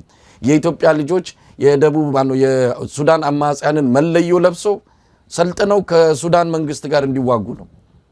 ይሄ ነው አንዱም ተልዕኮ አብይ አህመድ የተሰጠው ከተባበሩት አረብ ኤሚሬትስ ከአረቃው ከደሞዝ ገፋዩ የተሰጠው ትዕዛዝ ይሄ ነው። ያንን እያስፈጸመ ነው። የኢትዮጵያ ልጆች በሀገር ውስጥ ባለ እርስ በርስ ጦርነት እያለቁ ነው፣ እርስ በርስ በሚደረገው ጦርነት። አሁን ደግሞ በሌላ ሀገር ጉዳይ ገብቶ አብይ አህመድ እያማሰለ ነው። ስለዚህ ይህን ጉዳይ እንዴት ነው የምናየው ነው። ሌላው ለዚህ ጉዳይ ለምንድን ነው ግልጽ የሆነ ማስተባበያ የሚሆን ምላሽ ማይሰጠው? አሁን ከቅርብ ጊዜ ወዲህ አብይ አህመድ በዓለም አቀፍ ደረጃ በምዕራባውያን መንግስታትም በዓለም አቀፍ ተቋማትም በተለያዩ መልኩ የሚነሳበትን ተቃውሞና አንዳንድ እርምጃዎች ምላሽ መስጠት ትቷል፣ ወይም ደግሞ ሲሰጣናይ። አሁን ለዚህ ለሮይተርስም የሰጠው ነገር የለም። ምንድነው የሰብአዊ መብት ድርጅቶች ሁማን ራይትሶች ሌሎችም መግለጫ ሲያወጡ ድሮ የህወሓት ኢህአዴግ እኮ መንግስት ምላሽ ይሰጣል። የኮሚኒኬሽን ቢሮ ቶሎ ብሎ ነው ምላሽ የሚሰጠው። ክስም ይሁን ተቀብሎትም ይሁን አጣጥሎትም ቢሆን አስተባብሎትም የሆነም የመንግስት ምላሽን ግን እንሰማ ነበር። አሁን ምንም ነገር የለም፣ ዝም ጭጭ ነው። ባለፈው የአሜሪካኑ ፕሬዝዳንት ዶናልድ ትራምፕ አባይ ግድብን በተመለከተ በተደጋጋሚ ያንን ነገር ሲያነሱ ከአብይ አህመድ መንግስት ምንም የተሰማ ነገር የለም። እንዲሁ በተዘዋዋሪ በዲጂታል የብልጽግና ሰራዊት አማካይነት አሊያም ደግሞ የሆነች ስብሰባ ላይ በአሽሙር ይናገራል እንጂ ይፋ የሆነ ግልጽ የሆነ የመንግስትን አቋም እየሰማን አይደለም። በዚህ በሮይተርሱ የሰሞኑ ዘገባ የተባበሩት አረብ ኤሚሬትስ አቋሟን ገልጻለች። እኔ የለሁበትም አለች። እኔ የለሁበትም አለሁበትም አንድ ነገር ነው ወይም በጉዳዩ ዙሪያ ለኢትዮጵያ ሕዝብ የሚገባው መረጃ መስጠትም ኃላፊነት ግዴታ አለበት። ዝምጭጭ ነው የምናየው። ምንድነው እንዲህ አይነት ያቅም ማነስ ነው? በራስ መተማመን ማጣት ነው? ወይስ ከዚህ ጀርባ የሚጎነጉነው ሴራ እንዳይታወቅበትና ሌላ ነገር ተመዞ ይወጣብኛል በሚል ስጋት ነው? ምንድነው አንድ መንግስት ኃላፊነት ኖሮት ለሚመጣበት ክስ ምላሽ ከመስጠት ይልቅ በዝምታ በተደጋጋሚ የምናየው ነገር ትንሽ ጤናማ ሆኖ እየታየኝ አይደለም። ገለታው እንዴ ይሄ እኮ መቼም ህይወት ያለው ሴንትራል ጋቨርንመንት ወይ ማዕከላዊ መንግስት ካለ የዲፕሎማሲ መልሶች ማዘጋጀት አለበት፣ መመለስ አለበት። አሁን ፕሬዚደንት ትራምፕ ያልከው ይችን ሀገር ትልቅ ሀገር ሀያል ሀገር የሚያስተዳድሩ ሰውዬ ናቸው። ስተት ነው ንግግራቸው። ግን ለዚህ ጥያቄ እኮ መልስ መስጠት አለበት እኮ እንዴ የግዳጅ እኮ ይሄ የተባለው ነጥብ ይሄ የተባለው ነገር ኢትዮጵያ በዚህ መንገድ አይተዋለች ይሄን አትቀበለው የሚለው ፎርማል የሆነ ኮሙኒኬሽን ያስፈልጋል። በህይወት ያለ ሴንትራል ጋቨርንመንት ካለ ማዕከላዊ መንግስት ከሌለ ከበረሰ ያው መቼስ ማይጽፈዋል ደብዳቤው ማይጽፈዋል። እና የኮሙኒኬሽን ጉዳይ ሰሞኑን እንዳልከው ጭልጥ ብሎ ጠፍቷል የለም። እና አንድ የሚለው ነገር የሚያሳምን ነገር የለውም። በሁለተኛ ደረጃ እንደገና ደግሞ አይ ቲንክ ይሄ በቀጥታ ከመናገር የማመቻመች ነገር ይፈልጋል ውስጡን መሰለኝ። አሁን እኛ የማናውቀው ነገር እንግዲህ በውስጥ ለውስጥ ከፕሬዚደንት ትራምፕ ጋር ደውሉ ምናምን እንትን ሊል ይችላል። የማመቻመች አለ አይደለም፣ ይሄ የማምለጥ ስራ ለሚዲያ የማይቀርብ ማትናገረው መሞዳሞድ ነው የሚባለው፣ እንደዛ የማድረግ ነገር ውስጥ ገብቶ ሊሆን ይችላል። እና ኢትዮጵያውያን እኮ እንደዚህ ሁሉ እንድናስብ የሚያደርገን እኮ ግልጽ የሆነ አካውንታብል የሆነ ኢትዮጵያን ይሄ ነው በመሰረቱ ብሔራዊ ኢንተረስት የሚባለው አይደል? የብሔራዊ ጥቅም የሚባለው ብሔራዊ ጉዳዩዋ ሲነካ ኢትዮጵያ የሚቆምላት የሚሟገትላት ያስፈልጋታል። እና ይሄንን አናይምና እኔ ይሄው የሚቀጥል ነው ይመስለኝ። ሰውየው መልስ የለውም። በውስጥ ደግሞ የሚገናኛቸው ነገሮች ምን እንደሆኑ አናውቅ። አብይ እኮ ከመጣ ስምምነትና ውሎችን እንኳን አናውቃቸውም። አንድ ጊዜ ኤርትራ ሄዶ አሁን አረብ ሀገር ሄዶ ከኤርትራ ጋር ተስማማ የተባለው ምንም እኮ እስካሁን አይታወቅም። ደግሞ ከፍተኛ ባለስልጣኖች ሁሉ አያውቁትም። የሚያስገርመው ነገር ብዙ ዲሎች ተፈራርሟል ይመስለኛል። ይሄ ሰውዬ የኢትዮጵያን ጥቅም አሳልፎ የሰጠ መስል። ስለዚህ እኛ ትክክል ያነሳው ነገር ያለ መንግስት በተለይ እነዚህ ሜጀር የሆኑ ጉዳዮች አሁን የዚህ አርኤስኤፍ ጉዳይ የዚህ እንትን ጉዳይ በሮይተርስ ወጣ። ተመልከተው፣ ሮይተርስ ላይ ነው ማለት እንትኑን እርግጠኛ አይደለሁም። እዛ ወጣ፣ ሳተላይት ኢሜጅ ይዞ ነው የወጣው። እነዚህ ጋዜጦች ናቸው የዓለም ፖለቲካ መነጋገሪያዎች። አሁን እዚህ ኒውዮርክ ታይምስ ላይ የሆነ ነገር ከወጣ ፖለቲከኞች ቁጭ ብለው እዚህ ላይ የወጣው እውነት ነው እንዴት እንደዚህ ሆነ ምን ተብሎ ሙግት ይደረጋል። አላደረኩም፣ ያ ሳተላይት እኔ ጋር አይደለም፣ ፌክ ነው የለ እውነት ነው የለ ምንም የለ። እና ይሄ በህይወት አለ ወይ እንደዚህ መንግስት አለን ወይ ትላለህ እኮ ማለት ወይ እውነትነቱን አውቆ ተቀብሎ እያደረገ እያሰለጠነ ነው ስልጣናውን ቀጥላለሁ ማለት ነው። ዝምታ ደግሞ መስዋዕት ነው ይላሉ አንዳንድ ሰው። ተስማምቶ እያሰለጠነ ነው ያለው ማለት ነው። ስለዚህ እንደው ለማጣጣል ሳይሆን ምንም ስም የለው እንደው ሀገራችንን ኢትዮጵያን የሚያክል ትልቅ ሀገር እንደዚህ በኮሙኒኬሽን የሚያዋረደ በመሆኑ ያዝናለሁኝ መሳይ። ገለታው እስቲ ስለ ጉዳዩ እጅግ አሳስቧቸው ነው እንግዲህ የተለያዩ የፖለቲካም ሆነ በወታደራዊ እንደዚሁ ነገሩን እያነሱ ይሄ አገዛዝ እየሄደበት ያለው መንገድ የበለጠ እስካሁን ካየናቸው አደጋዎች በጣም የከፋ ነገር ይዞብን እየመጣ ነው ያለው። እንግዲህ የሱዳኑ ቀውስ በጣም አደገኛ ነው። ሱዳንን የተባበሩት አረብ ኤሚሬትስ እያፈረሰች ነው። ይሄ ምንም የሚደብቀው ነገር አይደለም። ሊቢያ ላይ ያለው እጇ፣ የመን ላይ ያለው እጇ ይታወቃል። ሀገራትን በማፍረስ የሚገኝ ጥቅም አለ። ሀገራት ሰላም ባጡ ቁጥር ሀብት መሬቶቹ የተሸከሟቸው ሀብቶች በሙሉ በህገወጥ መንገድ ተጉዘው ወደ ሀገሯ እንደሚገቡ ታውቋለች። አብይ አህመድ ምንም አይነት እንግዲህ ብሔራዊ ጥቅም ስትል አንስታል። ብሔራዊ ጥቅም ምንድን ነው? አንድን ሀገር ጥቅም አሳልፈው ለሌላ ሀገር በቅጥረኝነት እንደ መስራት፣ ቅጥረኝነትም ብቻ አይደለም ክህደትም ጭምር ነው። እንዲህ አይነት ኃጢአትና ወንጀል ተሸክመው ሌላውን በባንዳነትና በካዲነት ሲከሱ ደግሞ ይበልጥ ያስቃል። ለማንኛውም ገለታው ይሄ አካሄድ ወዴት ሊያመራ ይችላል? ኢትዮጵያን ምን ሊያሳጣት ይችላል? የኤምሬትስ ጉዳይ ያነሳው ነው መሳይ አይ ቲንክ እኛም ብዙ ያነሳን ይመስለኛል ሌሎችም ሰዎች ሲናገሩ እንሰማለን በአማርኛ በእንግሊዘኛ በተለያየ ቋንቋ ብዙ ሰዎች ኤምሬትስን በተመለከተ ከሳውዲ ጋርም ያለውን ንትርክ በተመለከተ ብዙ ሰው አንስቷልና የአረብን ስፕሪንግ ያፈረሱ ሰዎች ናቸው የአረብ ስፕሪንግ እኮ የከሸፈው መቼም እንግዲህ እንደገና ካልተነሳ በነዚህ ሰዎች እኮ ነው ኤምሬትስ ናት ዋና አፍራሽ የጠቀስካቸው ሀገሮች በሙሉ ወደ ስልጣን የማይመጡ ኃይሎችን ነው የምደግፈው እንዳልከው በብጥብጥ ነው እንትን የምታደርገው ሶማሌ ብትሄድ የመን ብትሄድ ሊቢያ ብትሄድ ሱዳን ውስጥ ብትሄድ አሁን ያለው በሙሉ እነዚህ ወደ ስልጣን አይመጡም ወይም ደግሞ አይገመቱም ተገማች አይደሉም ማዕከላዊ መንግስት ይመሰረታሉ ተብለው እነሱን ያስታጠቀች ሀገሩን መበጥበጥ ብቻ በመበጥበጥ ያልከው ነው ወርቅ ማፈስ ነው አድናት ማፈስ ነው ከፍተኛ ገንዘብ እየሸጠች እያገኘችበት ያለችው ነው ከዛው ላይ ከምትሸጠው ወርቅ ላይ ብዙን ተወስድና ትንሽ ደግሞ መሳሪያ ተገዛና ተሰጣቸዋለች ማለት እንደዚህ ያደረገች ያተራመሰች ነው ያለችውና የአፍሪካ ህብረት ጠንከር ብሎ በግልጽ የማውገዝ ነገር እንደዚህ አይነቱን ነገር አሁን የኤምሬትስ እጅ በጣም የታወቀ ሆኗል በየአካባቢውና ጠንከር ብሎ በስም አገር አታፍርሺ ማለት ተገቢ ነበረ ግን እንደዚህ ሆኖ አታየውም የሚወጡ መግለጫዎች አሁን ትንሽ ጠንከር ያለ ቢሆንም ግን በስም ጠቅሶም አይደለምና እሱ ነው አንድ ሁለተኛው መሳይ የዚህ የሀገራችን ጉዳይ የአብይ አህመድ በተለይ የዚህ የሱዳኑን ክፋይ ደግፎ ማስታጠቅ የገዛ ልጆቻችንን ደግሞ ማስታጥቆ ደግሞ እዛ ትርምስ ውስጥ እንዲገቡ ማድረግ ዘላቂ የሆነ ችግር በቀጣናችን ውስጥ የሚፈጥር ነው ዘላቂ የሆነ ችግር ደም ያቃባ ልጆቻችንን ቂም እንዲኖር የሚቀጥለው ትውልድ አብሮ እንዳይሰራ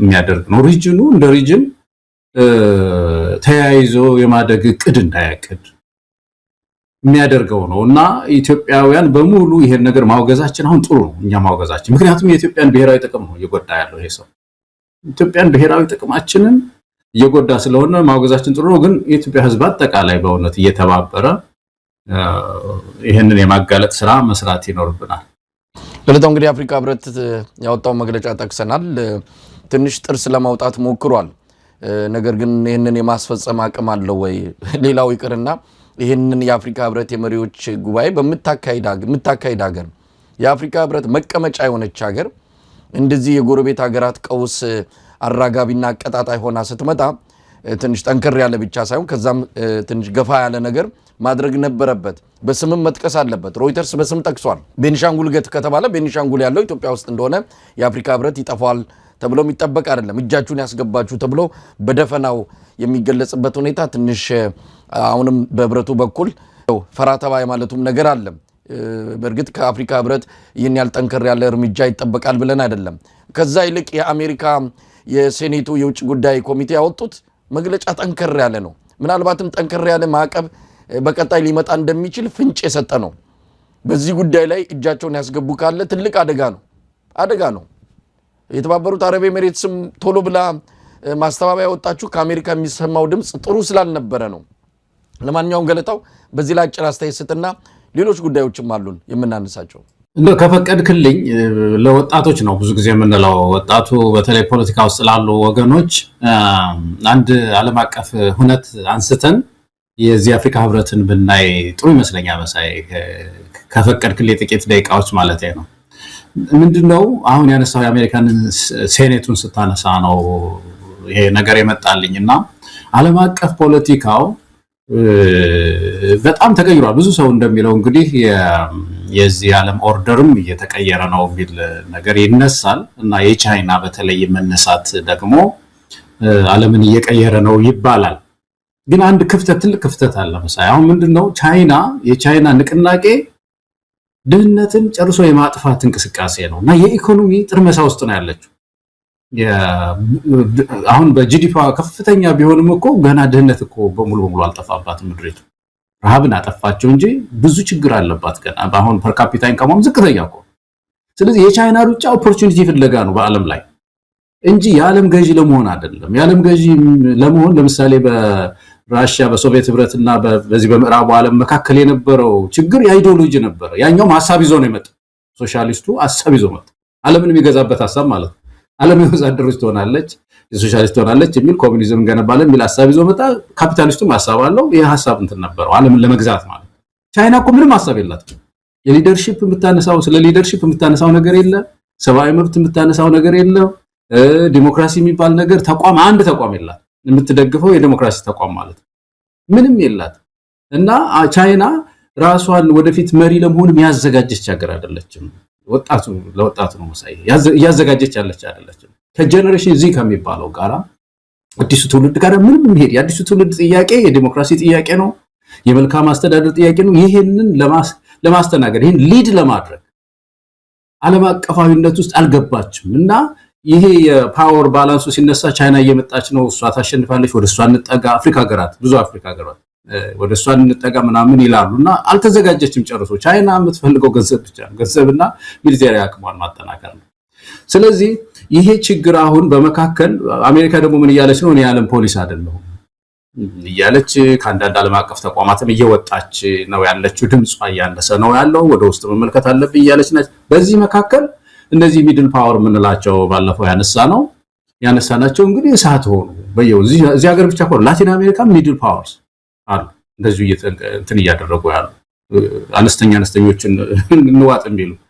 ስለዚህ እዚህ ምስራቅ አፍሪካ ውስጥ አሁን ያለው በተለይ አፍሪካ ውስጥ ያለው ችግር ከዚህ የተነሳ ያለ የሚድል ፓወርስ ስትራግል ስለሆነ አንድ ሪጅን በሪጅን ደረጃ በቀጣና ደረጃ ቀጣናዎቻችንን መጠበቅ ነው፣ ይሄ ጊዜ እስኪያልፍ ድረስ ማለት ነው።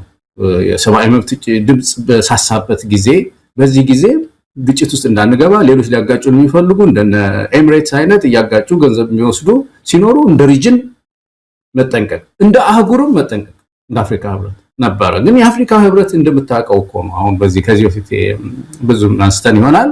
ትልቁ ችግሩ አንድ ቁስል ሊያነሳ ሲል መሪዎቹ ሁሉ የተወሰነ ቁስል አለባቸው አብዛኛዎቹ መሪዎች፣ እና ያንን ቁስል ፍርጥ አድርገን እዚህ የአፍሪካ ዩኒየን መድረክ ላይ እርምጃ እንውሰድ፣ ምርጫ ያጭበረበረ እንደዚህ እናደርገው፣ ሰብአዊ መብት ላይ እንደዚህ ያደረገው እንደዚህ እናደርገው ወደሚለው ምዕራፍ ውስጥ እንዳይሻገር በየቤቱ ህመም አለ ብዙ። ስለዚህ ያ ጉዳይ እንደውም አሁን ካልከው ከአፍሪካ ህብረት የተሻለ ሴኔቱ መግለጫ ሲያወጣ ታያለህ። ሪዞሉሽን የሚባል ያወጣሉ። የአሜሪካ እንትን ነው የምታውቀው ኤችአር ይባላል። ይሄ ማን ነው የዚህ ሃውሱ ሴኔት ደግሞ ኤስአር የሚባል መግለጫ አቋም ያወጡና ህግ ያወጣሉ። በህግ ዓለም አቀፍ ግንኙነታቸውን ለመግዛት ይሞክራሉ። አፍሪካ ህብረት የለውም። እንደዚህ ወደ ህግ እየቀየረ አባል ናቸው እነዚህ ሀገሮች።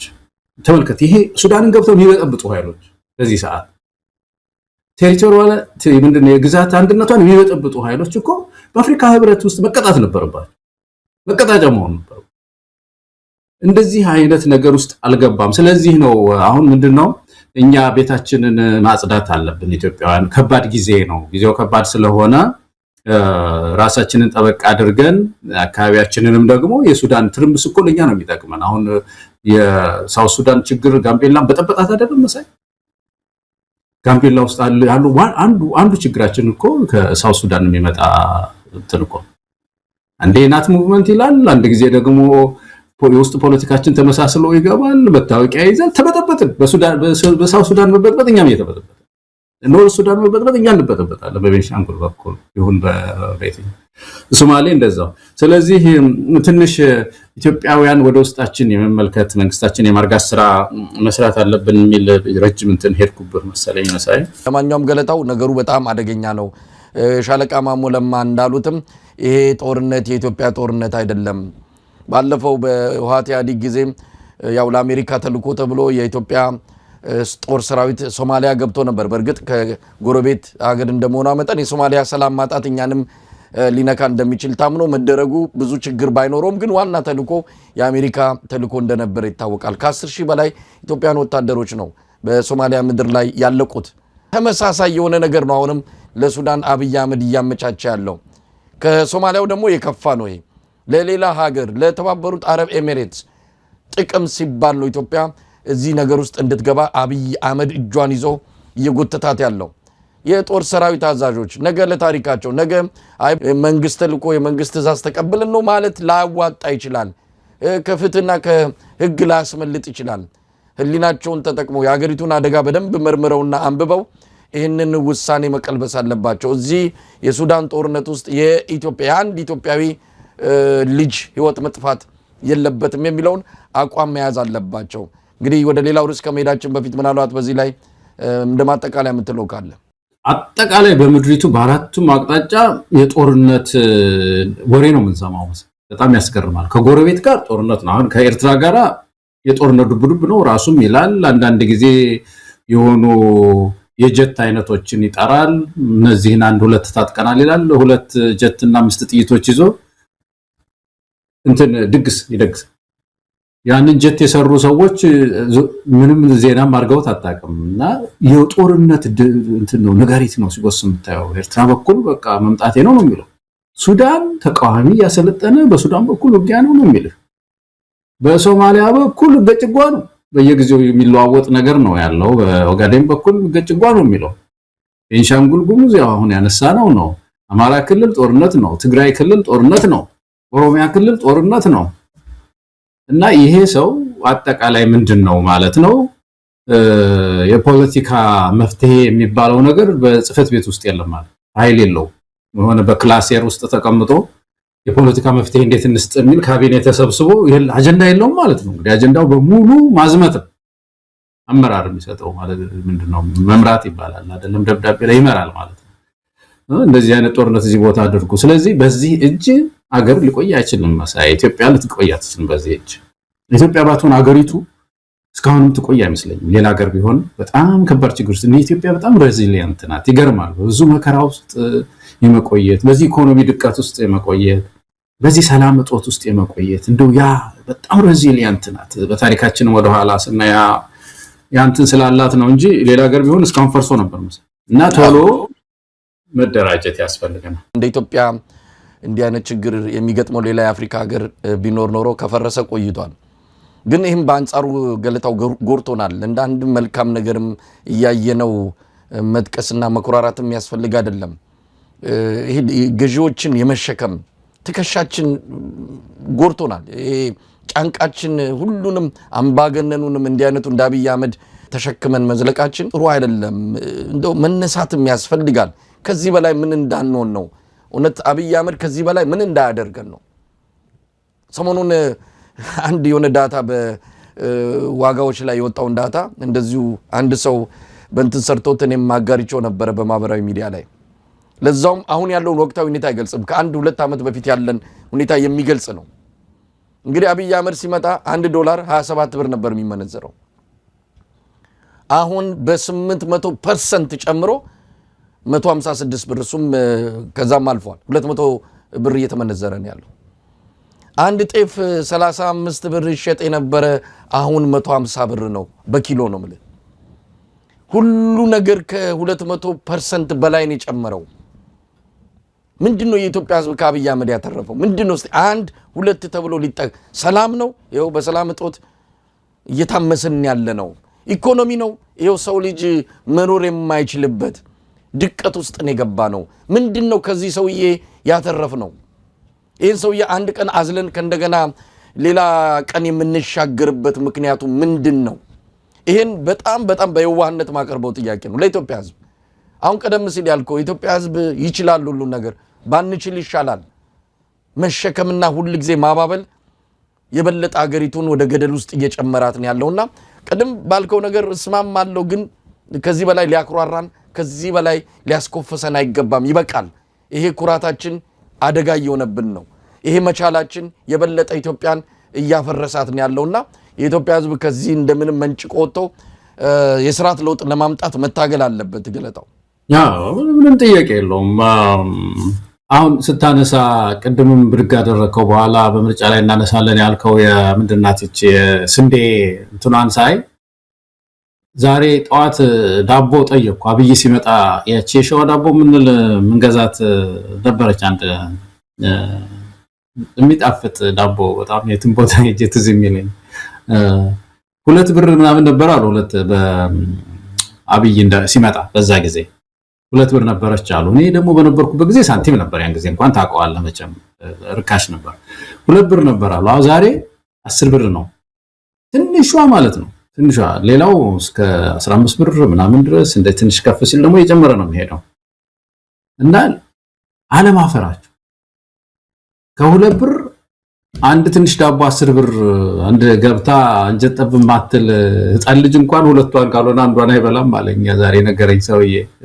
በጣም አንሳለች ደግሞ አለ እንት ነው አቅሟ በመጠኗ እና ያችን ከሁለት ብር 10 ብር ያስገባ ሰውዬ የስንዴ ነዶ ይዞ ምረጡኝ ሲል እኔ ስድብ ነው ወሳ ይሄ ከባድ ስድብ ነው እና ህብረተሰቡ መጠየቅ አለበት እንዳረከሰ ሰው። በእኛ አባባል ስድብ አይደለም፣ በእኛ አባባል በእኛ አካባቢ ባቄላ ከረከሰ ጥንቡን ጣለ ይባላል። ይሄን ጥንቡን ጥሏል ይባላል። ረከሰ ማለት ዳቦ ጥንቡን የጣለ ይመስል ያንን ያመጣ ይመስል ማለት ያነሳው የብር ዲቫሉዌሽን ጉዳይ የኢትዮጵያ ብር 156 ምናምን አሁን እስከ 200 ብላክ ማርኬት እንደዛ ሲሆን አንድ ሀገር ጤነኛ የሆነ ሀገር ተመልከተው ጤነኛ የሆነ ሀገር ሰው ትንሽ የሚያስብ መሪ ያለው ሀገር ከሆነ እኮ ኤክስፖርት መር ያልሆነ ሀገር ዲቫሉዌት አያደርግም ብሩ ማለትም ብሩ ኢኮኖሚው በኤክስፖርት ላይ የተመሰረተ ካልሆነ አሁን እንደ ሳውዝ ኮሪያ ያነሳናው ቻይና ምናምን ኤክስፖርት መር ነው በቃ ብዙ ያወጣሉ ማለት ነው። የኛ ኢኮኖሚ እኮ ኢምፖርት እኮ ነው በጣም በመናስገባውና በመናስወጣው መካከል ያለ ክፍተት እኮ እየጨመረ መሄድበት ሁኔታ ነው። በዚህ መካከል ብር ዲቫሉዌት ይደረጋል። ተመልከቱ ምንገዛው መድኃኒት ላይ የሚያመጣው ለውጥ፣ ምንገዛው ነዳጅ ላይ የሚያመጣው ለውጥ፣ ምንገዛው የፋብሪካ ግብአቶች ላይ የሚያመጣብንን ኪሳራ ያው እና በአጠቃላይ ማን አንድ ኢኮኖሚስት ናቸው መሰለኝ ቀደም ሆነ ተጽፎ ነው ያየሁት ምን ይላሉ እነዚህ አነስተኛ ብሮች አነስተኛ ኖቶች እንደ 5 ብር 10 ብር 1 ብር ዋጋ ሲያጡ ኢኮኖሚው ከባድ ችግር ውስጥ እንዳለ ማሳያ ነው አሉ። እውነታቸው ይሄ ነው። አሁን ኢትዮጵያ ውስጥ ያለው እነሱ በሙሉ ዋጋ አጥተዋል። 10 ብር ዋጋ አጥታለች፣ 5 ብር ዋጋ አጥታለች። ያ የነበራት ዋጋ ደከመ። ሰው ደግሞ ያቺ በኪሱ የሚኖረው ገንዘብ ሙሉ ጊዜም እነዛ ናቸው። አይጨምርም፣ ኢንካሙ አይጨምርም። ስለዚህ ይኸው ኤክስፖርት መር የሆነ ኢኮኖሚ ያልገነባ ሰውዬ እንዲህ አይነት ውሳኔ የማክሮ ኢኮኖሚ ማሻሻያ ማለት ነው ሲገባ እኮ በጣም እኮ የሚያስደነግጥ ነገር ይሄው የተረፈን ነገር ይሄ ነው መጨረሻ ላይ እና እንደዚህ ሆኖ ይሄንን የስንዴ ዘለላ ነው የሚባለው እሱን ይዘው መተው ሳይ እኔ እንደው መቼም በእውነት ንቀትም ነው ለኢትዮጵያ ሕዝብ መሳይ በእውነት። ገለታው እንግዲህ ያው በዚሁ የምርጫው ጉዳይ ጋር እንገባለን። ቀደም ሲል ከኢኮኖሚ ጋር ያሉ ነገሮች ብዙ ነገሮች እየተከሰቱ ነው። ከዚህ አንፃር ከፕሮፌሰር ተሾመ አበበና ከሌሎች የአንከር ሚዲያ በኢኮኖሚ ጉዳይ ከሚቀርቡ እንግዶች ጋር አጀንዳውን አንስተን እንወያያለን። የብሔራዊ ባንክ በውጭ ምንዛሪ ላይ አዲስ ማሻሻያ ነገሮችን አውጥተዋል የሚል ነው። አንዳንዶች በአዎንታዊ መልኩ ተመልክተውታል። ነገር ግን መነሻው ይሄ ውሳኔ እንዲወሰን አገዛዙን የገፋፋው ነገሮች ምንድናቸው የሚለው መታየት አለበት የሚለው እሱን ከኢኮኖሚስቶቹ ጋር እንወያያለን። ሰሞኑን ዓለም አቀፉ የገንዘብ ድርጅት መጪውን ገንዘብ ለመልቀቅ ያቀረባቸው ሪፖርቶችና አንዳንድ መረጃዎች ነበሩ። እሱን ስትመለከት ደግሞ የበለጠ አደጋ ውስጥ እንዳለን መጪው ጊዜ ለኢትዮጵያውያን ከድጡ ወደ ማጡ እንደሚሆን በግልጽ ያሳየ ነው። አንዳንድ ጊዜ እኮ ያለፈውም ትላንቱ ይሻላል ትላል። ራሱ በአብይ አህመድ አገዛዝ ውስጥ ሆነ ከትላንቱ ጨለማ የሚመጣው ድቅድቅ ጨለማ የበለጠ ያስፈራሃል። የነዳጅ ድጎማ ሲነሳ ሌሎች አገልግሎት መስጫ ተቋማት ላይ አገልግሎቶች ላይ እንደዚሁ ታክስና ግብር ሊጨመር እንደሆነ ስትሰማ ነገ ኢትዮጵያውያን የበለጠ ትከሻቸው የሚጎብጥበት መኖር የሚያቅታቸው የዛን ጊዜ እንግዲህ ውሳኔው በእጃቸው ነው። መኖር ካቃተ ምንድነው ልታደርግ የምትችለው? አሁንስ ባለችው እንደው ማምሻም በድሜንቺ ያልክ ምሳ በልተህ ራትን ሳትደግም ጾምን እያደርክ ለተወሰነ ጊዜ ልትገፋ ትችላለህ። ምንም ነገር ሁሉ ነገር ሲጨልም ምንድነው የምታደርገው?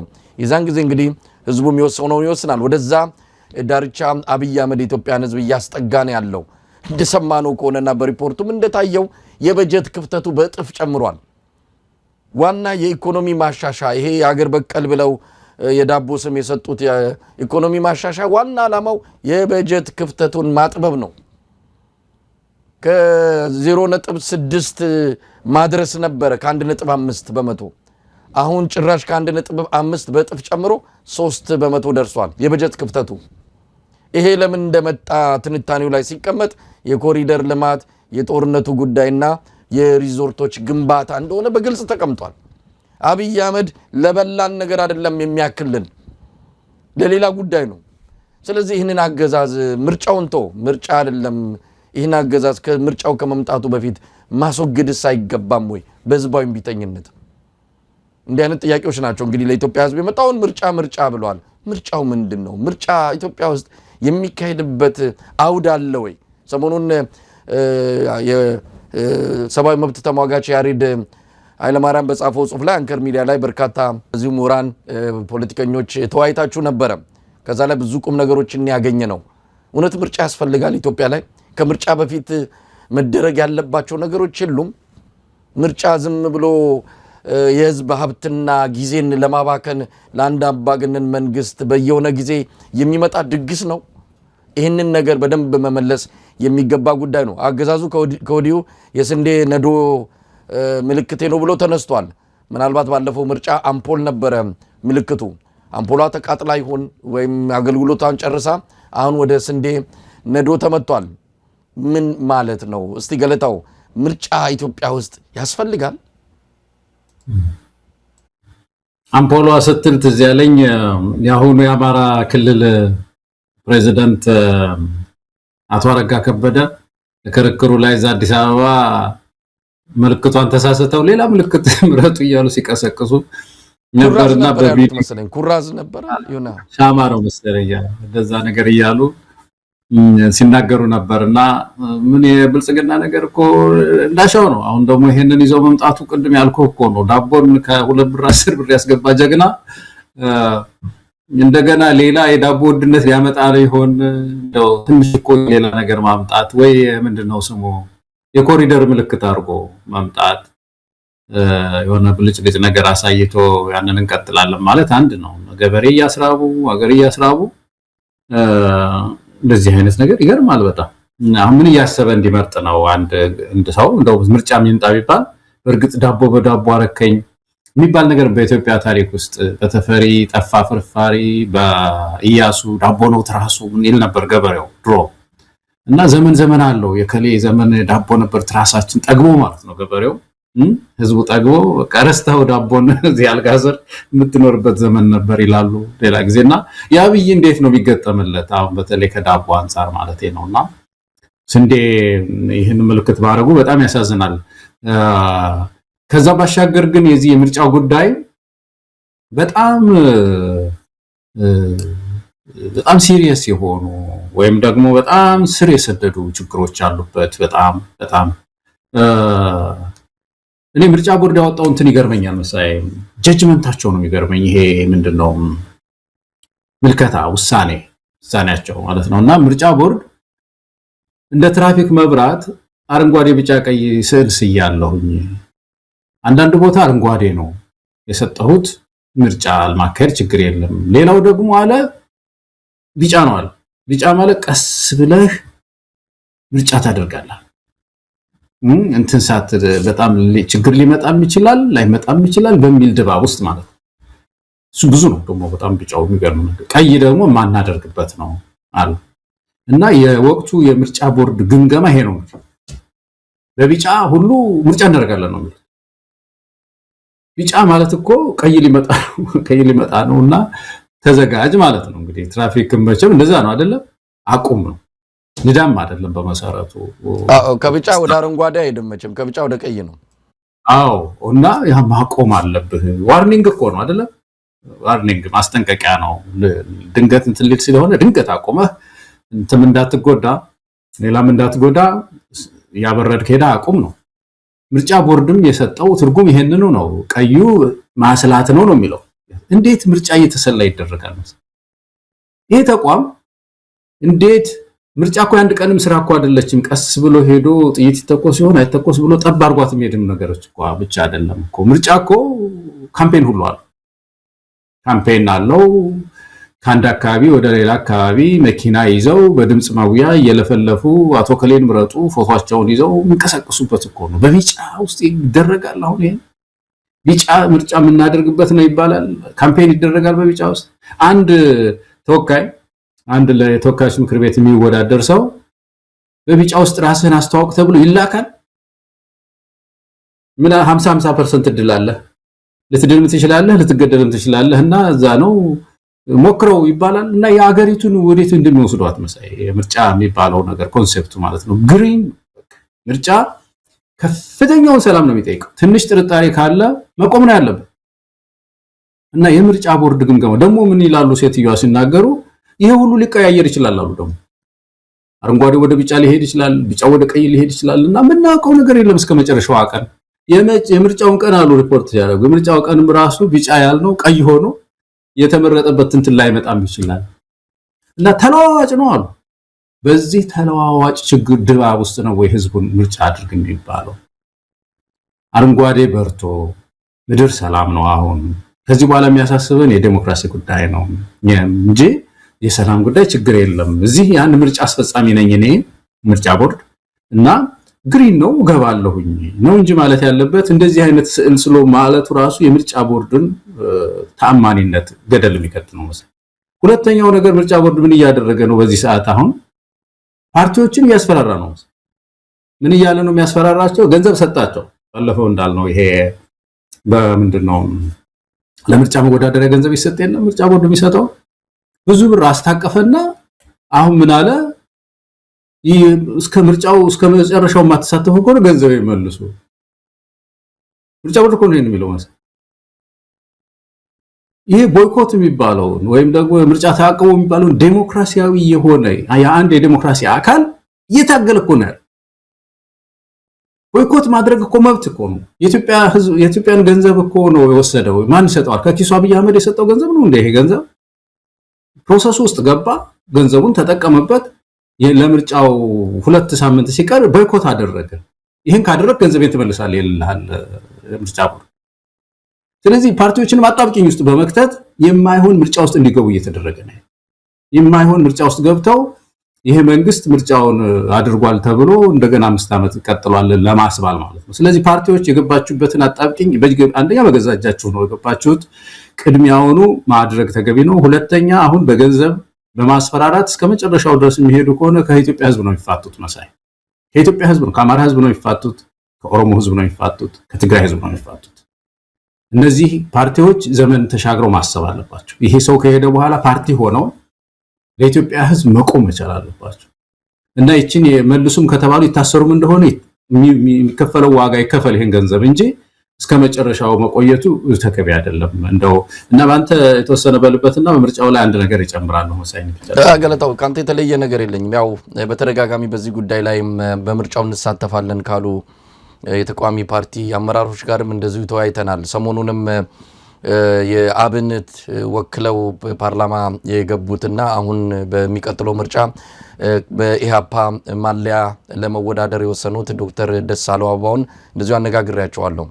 ለምንድን ነው ምርጫ የምትገቡት? እንደው የተወሰነ እነሱ የመዘኑበት የለኩበት ነገር ካለ በሚል ነው እንደዚህ ጥያቄ የምናነሳው እንጂ ያለው ነባራዊ ሁኔታ አጠቃላዩ ለምርጫ የሚመች ብቻ አይደለም።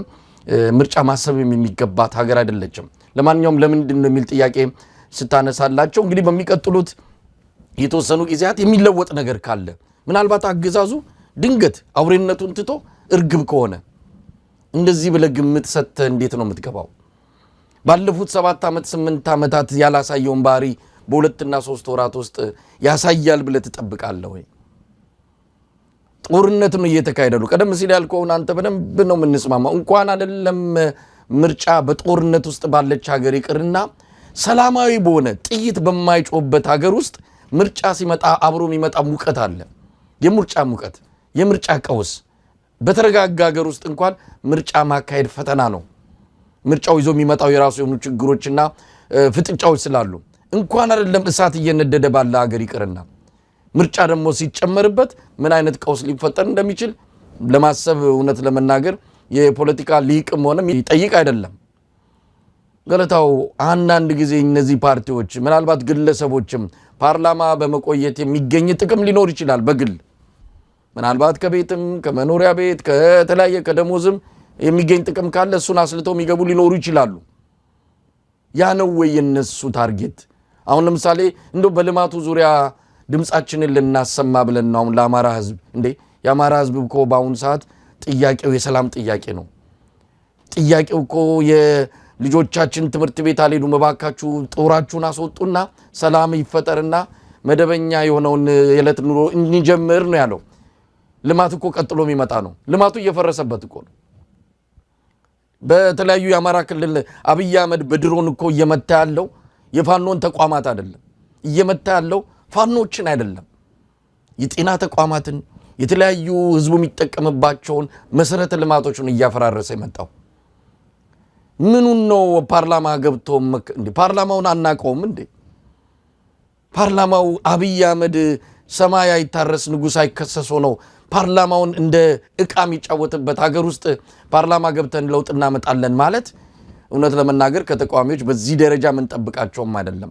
ምንድነው የሚያዩት ለዓለም አቀፉ ማህበረሰብ እናጋልጣለን ዓለም አቀፉ ማህበረሰብ ይሄንን ነገር እኮ በደንብ አብጠርጥሮ ያውቃል እነማን ትክክለኛ እንደሆኑ እነማን ምንጣፍ ጎታች እንደሆኑ እነማን አጅበው አብይ አህመድን ለንግስና ለማብቃት ከዚህ ከዛ የተረባረቡ ፓርቲዎች እንዳሉ ዓለም አቀፉ ማህበረሰብ ያውቃል ከተቋሚዎች አይጠብቅም ስለዚህ የሚያቀርቡት ምክንያት ውሃ የሚያነሳ አይደለም አብይ አህመድን ለማጀብ እንደነ ኢዜማ አብን የሚባሉት እነሱ ቀድሞውኑ የለየላቸው ናቸው ምንድነው አህያ ቢራገጥ ጥርስ አይወልቅም ነው እነሱ ማለት ያለው ፉክክርም ካለ አንድ አይነት ናቸው ለማንኛውም ገለታው በዚህ ጉዳይ ላይ የኢትዮጵያ ህዝብ ጥርት ያለ አቋም መያዝ አለበት ምርጫ የሚመስል ነገር እንኳን የለም እኮ አሁን የምታዩ ድባብ የለም የምርጫ ቦርድ ሴትዮዋ ትመጣለች መግለጫ ትሰጣለች ከምንም በላይ የሚያስጨንቃት ምርጫው ሳይሆን ምርጫው እንዴት ይካሄዳል ይሄ ቴክኖሎጂው ነው የሚያስጨንቃት ቴክኖሎጂውን አስገብተናል ሰው በዚህ አይነት መልኩ ሊመርጥ ይችላል እንዴ ከእቃው በላይ ለመጠቅለያው የማሰብ ያህል የመጨነቅ ያህል ነው ሴትዮዋ እየተናገረች ያለችው ስለዚህ በደንብ ጉዳዩን መርምሮ ኢትዮጵያ ህዝብ ከወዲሁ ቦይኮት ብቻ አይደለም በህዝባዊ ቢተኝነት ይሄን ስርዓት አስጨንቆ ስልጣን እንዲለቅ ማድረግ አለበት ከዚህ ውጪ ምንም አይነት ለኢትዮጵያ ፖለቲካዊ መፍትሄ የለም አብይ አህመድ እዚህ ደረጃ ላይ አድርሶናል ሁሉን ነገር ዘጋጋና ይሄው በያፓ በኩል እኮ የመጣውን አቶ የሸዋስን እኮ አስሮ ፈቷል በኢትዮጵያ የምርጫ ታሪክ ውስጥ ማረሳው አንድ ሰው የተናገሩት ስም መጥራት አያስፈልግም በጣም የሚገርመኛል በየጊዜው ምርጫ በመጣ ቁጥር ትዝ ያለኝና ምን አሉ ምርጫ ውጤቱ አጨቃጫቂ በነበረበት ጊዜ ብልጥ ልጅ የሰጡትን ይዞ ያለቅሳል አሉ እና ፓርላማ ገቡ በጣም አሳፋሪ ነው የህዝብ ሉዓላዊነት መገለጫ እኮ ነው ምርጫ የሚባለው ህዝብ ያለውን ነው እንጂ እኛ ተሞዳሙደን ያችን የሰጠህን ተቀበል ምንል ከሆነ ምን ምርጫ ያስፈልጋል ዝም ብሎ ሊመድበን ይችል የለም እንዴ አብይ አህመድ ያለው ማለት ነው ባለፈው የተወሰነ ሰጣቸዋል ወንበር እንዳለው አይነት ያንን ተቀብለን የምንገባ ከሆነ ሀገራችን እንዴት ሆና ነው ወደ ዲሞክራሲ የምትሄደውና ይሄ ብልጥ ልጅ የሰጡትን ይዞ ያለቅሳል የሚባል አስተሳሰብ እስካሁን ገዢ ነው ባንዳንዶች ውስጥ እና እነዚህ ይሄ በኢትዮጵያ ዲሞክራሲ ውስጥ በጣም እኔ በእውነት ማላገጥ በጣም ምርጫ የኢትዮጵያ ህዝብ ምርጫ መከበር መቻል አለበት መሳይ ቅድም እያስተዋወሱ ነበርና የኬንያና የኢትዮጵያ የምርጫ ዘመን ተመጣጣኝ ነው ምርጫ ያደረግንባቸው ማለት ነው ተመጣጣኝ ነውና የሚያስገርመውኛ ወደ ኋላ እነዛን 6 ምርጫዎች ስናይና የኬንያን ስናየው በተናጠል መሳይ በጣም ሰፊ ርቀት ነው ያለው ኬንያውያን ቢያንስ ምን አድርገዋል ለምርጫ የሚያስፈልጋቸውን ተቋም መገንባታቸውን በተግባር አሳይተዋል ኬንያውያን 1 ነጥብ አስቆጥረዋል ቢያንስ አስተዋውሳለሁ ባለፈው ጊዜ ምርጫ ተደረገና ያ ምርጫ ተደረገና ተጭበረበረ ምርጫው ሲጭበረበር ምንድነው መጨረሻ ላይ የሆነው ጉዳዩ ሱፕሪም ኮርት ጋር ደረሰ ፍርድ ቤት ደረሰ ሱፕሪም ኮርት ይሉታል በእነሱ በእኛ ላዕላይም እንትን ማለት ነው ፍርድ ቤት ማለት ነው እዛ ደረሰና የህዝብ ድምጽ ተሰርቋል አለ ፍርድ ቤቱ እኔ ማንን ጎፈር ያበጥራለሁ እዚህ ተቀምጬ 9 ዳኞች እኔ የተሾምኩት የህዝብ ድምጽ ለመጠበቅ ነው አብዮቱ ታውልክ ነው ተጭበርብሯል ምርጫው ስለዚህ ቮይድ አሉት ቮይድ ማለት ውጉድ ማለት በቃ ምርጫው መደገም አለበት ተባለ ተመልከተ ኬንያ ጎረቤት ሀገር በምርጫ ታሪኳ ውስጥ የማይረሳ እንደዚህ አይነት ውሳኔ እየቀለበሰች የሄደችበት ሁኔታ ነው እና እኛ ሀገር መጫወቻ ነው የሆነው። ይሄ ሰባተኛው ስም የለው በጣም በከፍተኛ ሁኔታ ነው። አሁን ቅድም ያነሳው ላይና አንድ ነገር ላይ ልጨምር መሳይ የዚህ ግጭት ጉዳይ ያነሳው ነገር እኔ እሱ አንዱ ነው የሚያሳስበኝ በመሰረቱ ዝም ብሎ ምርጫ መደረጉ ብቻ ሳይሆን ለምሳሌ ወልቃይትን ጉዳይ ነው ሰደ አሁን ምክክር ሊፈታ የሚገባው ነገር ሳይፈታ ነው ምርጫ ላይ የዘለለው ይሄ ሰው ምርጫ ላይ ምክክር የሚባለው ነገር መጥቶ የፖለቲካ መፍትሄ ተገኝቶ በዛ በህገ መንግስት ማሻሻያ ውስጥ ወደ ምርጫ መግባት ሲገባን ያልተፈቱ ችግሮች እንዳሉ ያም ይሄም የኔ ነው በሚለው አካባቢ ላይ ዝም ብሎ ሄዶ ምርጫ ቦርድ ልናደርግ ነው አሉ ባለፈው የምርጫ ቦርድ ሰብሳቢያ ሲናገሩ እኛ በቃ ይሄን ማፕ ነው የምናውቀው ምናምን አሉ። አሁን ይሄ ጉዳይ እዛ ቦታ ተጫረሱ ነው ምንድነው መልእክቱ? እዛ ቦታ ህብረተሰብን ማጫረስ እኮ ነው ለማዋጋት ካልሆነ በስተቀር ሰላም ያመጣል እዛ አስተዳደር ይተክላል እንደዚህ አይነት ነገር የፖለቲካ መፍትሄ የሚያስፈልገው ሳይሰጠው ዘሎ እዚህ ውስጥ እየገባ ነው ያለውና እንደዚህ ግጭቶች ብዙ ቦታ ይዞ መምጣቱ እንዳልከው ነውና ከሁሉ በላይ ግን ሁለት ትልቅ ነገር ተደቅኗል መሳይ እዚህ ምርጫ ላይ ሁለት ትልቅ ነገር አንደኛው እንደው ምርጫ ሲታሰብ በራሱ የከሰረ ፓርቲ እንዴት አድርጎ ነው የኢትዮጵያ ህዝብ ምርጫ የሚሆንለት? ትግራይ ላይ ከስሯል። የፕሪቶሪያው ስምምነት እንበለው ምን እንበለው በሙሉ አክስሮት ግጭት ላይ ነው ያለው። ጦርነት ሊገባ ትግራይ ውስጥ አማራ ጋር እየተዋጋ ነው ይሄ ፓርቲ ያለው ጽግና ኦሮሞ ጋር እየተዋጋ ነው። በየቦታው የከሰረ ፓርቲ ለምርጫ አይሆንም በእውነት ይሄ ነው አንዱ ስለ ሽግግር እንድናስብ የሚያደርገን። በጣም የሚያሳዝነኝ ግን ይሄ ብቻ አይደለም መሳይ ሁለተኛው አማራጭ ፓርቲም የለም። አሁን ይሄም ማለቴ የፓርቲዎቹን ድካም የፓርቲዎቹን ጥረት ማድረግ አይደለም ማሳነስ አይደለም ግን መንግስት ተረክቦ ይሄንን ነገር ጸጥ የሚያደርግ ይሄን ማዕበል ጸጥ አድርጎ ሊመራ የሚችል ፓርቲ ደግሞ አሁን የለም። ምርጫችን እኮ እንደዚህ ነው የሆነው መሰለኝ ንብረት ብንል አቅም እንዳይኖራቸው ስለተደረጉ እንዳይተባበር ድርጅት ጽፈት ቤት እንዳይከፍቱ አባል ሲመዘግቡ እንዳይኖሩ ተደርገው እንደው ስራ አስፈጻሚና የተወሰነ ቆጥረ ብቻ እንዲኖራቸው ተደርገዋል። በጣም ደቀው ያሉ ፓርቲዎች ናቸው አሁን ምርጫ እንገባለን የሚሉት እኮ እነሱስ ሀገር ተረክበው እንትን ያደርጋሉ። ለዚህ እኮ ነው ኢንክሉሲቭ የሆነ ሽግግር የሚያስፈልጋት ምዕራፍ እዛ መታጠፊያ ምዕራፍ ላይ ነው ያለው። ለዛ ነው መታገል ያለብን ኢትዮጵያውያን። አለበለዚያ ሀገረ መንግስቱ ራሱ አደጋ ውስጥ ነው እና መሳይ ልጨምር ባንተ ላይ ብዬ ገለታው ያጠቃለን ነው እንሄዳለን። ያው የምርጫውን ጉዳይ በተመለከተ እንግዲህ ብዙ የሚነሱ ነገሮችን እና ያው ምርጫ ክርክር ይበሉት ምን እንዲሁ ሂደቶች ተጀምረዋል። የመራጮች ምዝገባ የካቲት 28 ይጀመራል ተብሎ በአንዳንድ ቦታዎች ላይ ማን እንዳስጀመረው ማይታወቅ ምዝገባም እየተካሄደ ነው። ነገሩ ሁሉ የምንድነው ያኔ እሱ የትግራይ ምርጫ አካሂዳሉ ብሎ ሲያደርጉ የነበረውን የጨረቃ ምርጫ ነው ያለው። ዝም ብሎ እንደዛ ይመስላል ብሎ አሁን የጨረቃ ምርጫ ነው ኢትዮጵያ ውስጥ ሊካሄድም ከቻለ ዝም ብሎ ቀልድ አይነት ነገር ነውና እንደዛ አይነት ነገር ኮዲው እያየን ነው። ገለታው በጣም እንደ ነገር ልጨምርልህ ነው እንደዛ ስትል ዛሬ የሰማሁት ነው በምርጫ ላይ የተሳተፈ ሰው በዛ በባለፈው ምርጫ ላይ የተሳተፈ ሰው ሲነግረኝ ኢዜማ እና አንዳንድ ፓርቲዎች ከዚህ በፊት ባለፈው ምርጫ ላይ ሲመለምሉ ያልፈለጓቸው ሰዎች ያባረሯቸው ሰዎች አቅም የላቸውም ያሏቸውን አሁን ለምርጫ አምጥተዋቸዋል አለ። እምቢ ስላሏቸው ሰው አጥተው ዝም ብሎ የስምንተኛ ክፍል ተማሪ እንደዚህ ከዚህ በፊት ለምርጫ አይሆንም ብሎ የወደቁትን እየሰበሰቡ ኑ ተወዳደሩልን ልመና ሁሉ ይዞራሉ አለ። እባክህ የኛ ጮህን አባል ያልሆነው ነው። በዚህ ሁኔታ ውስጥ ነው የኢትዮጵያን ሕዝብ ወደ ምርጫ ሄድ የሚሉትና መታቀብ አለባቸው እነዚህ ሰዎች። በእውነት የኢትዮጵያን ሽግግር ከማደናቀፍ መታቀብ ያስፈልግ ይመስለኛል።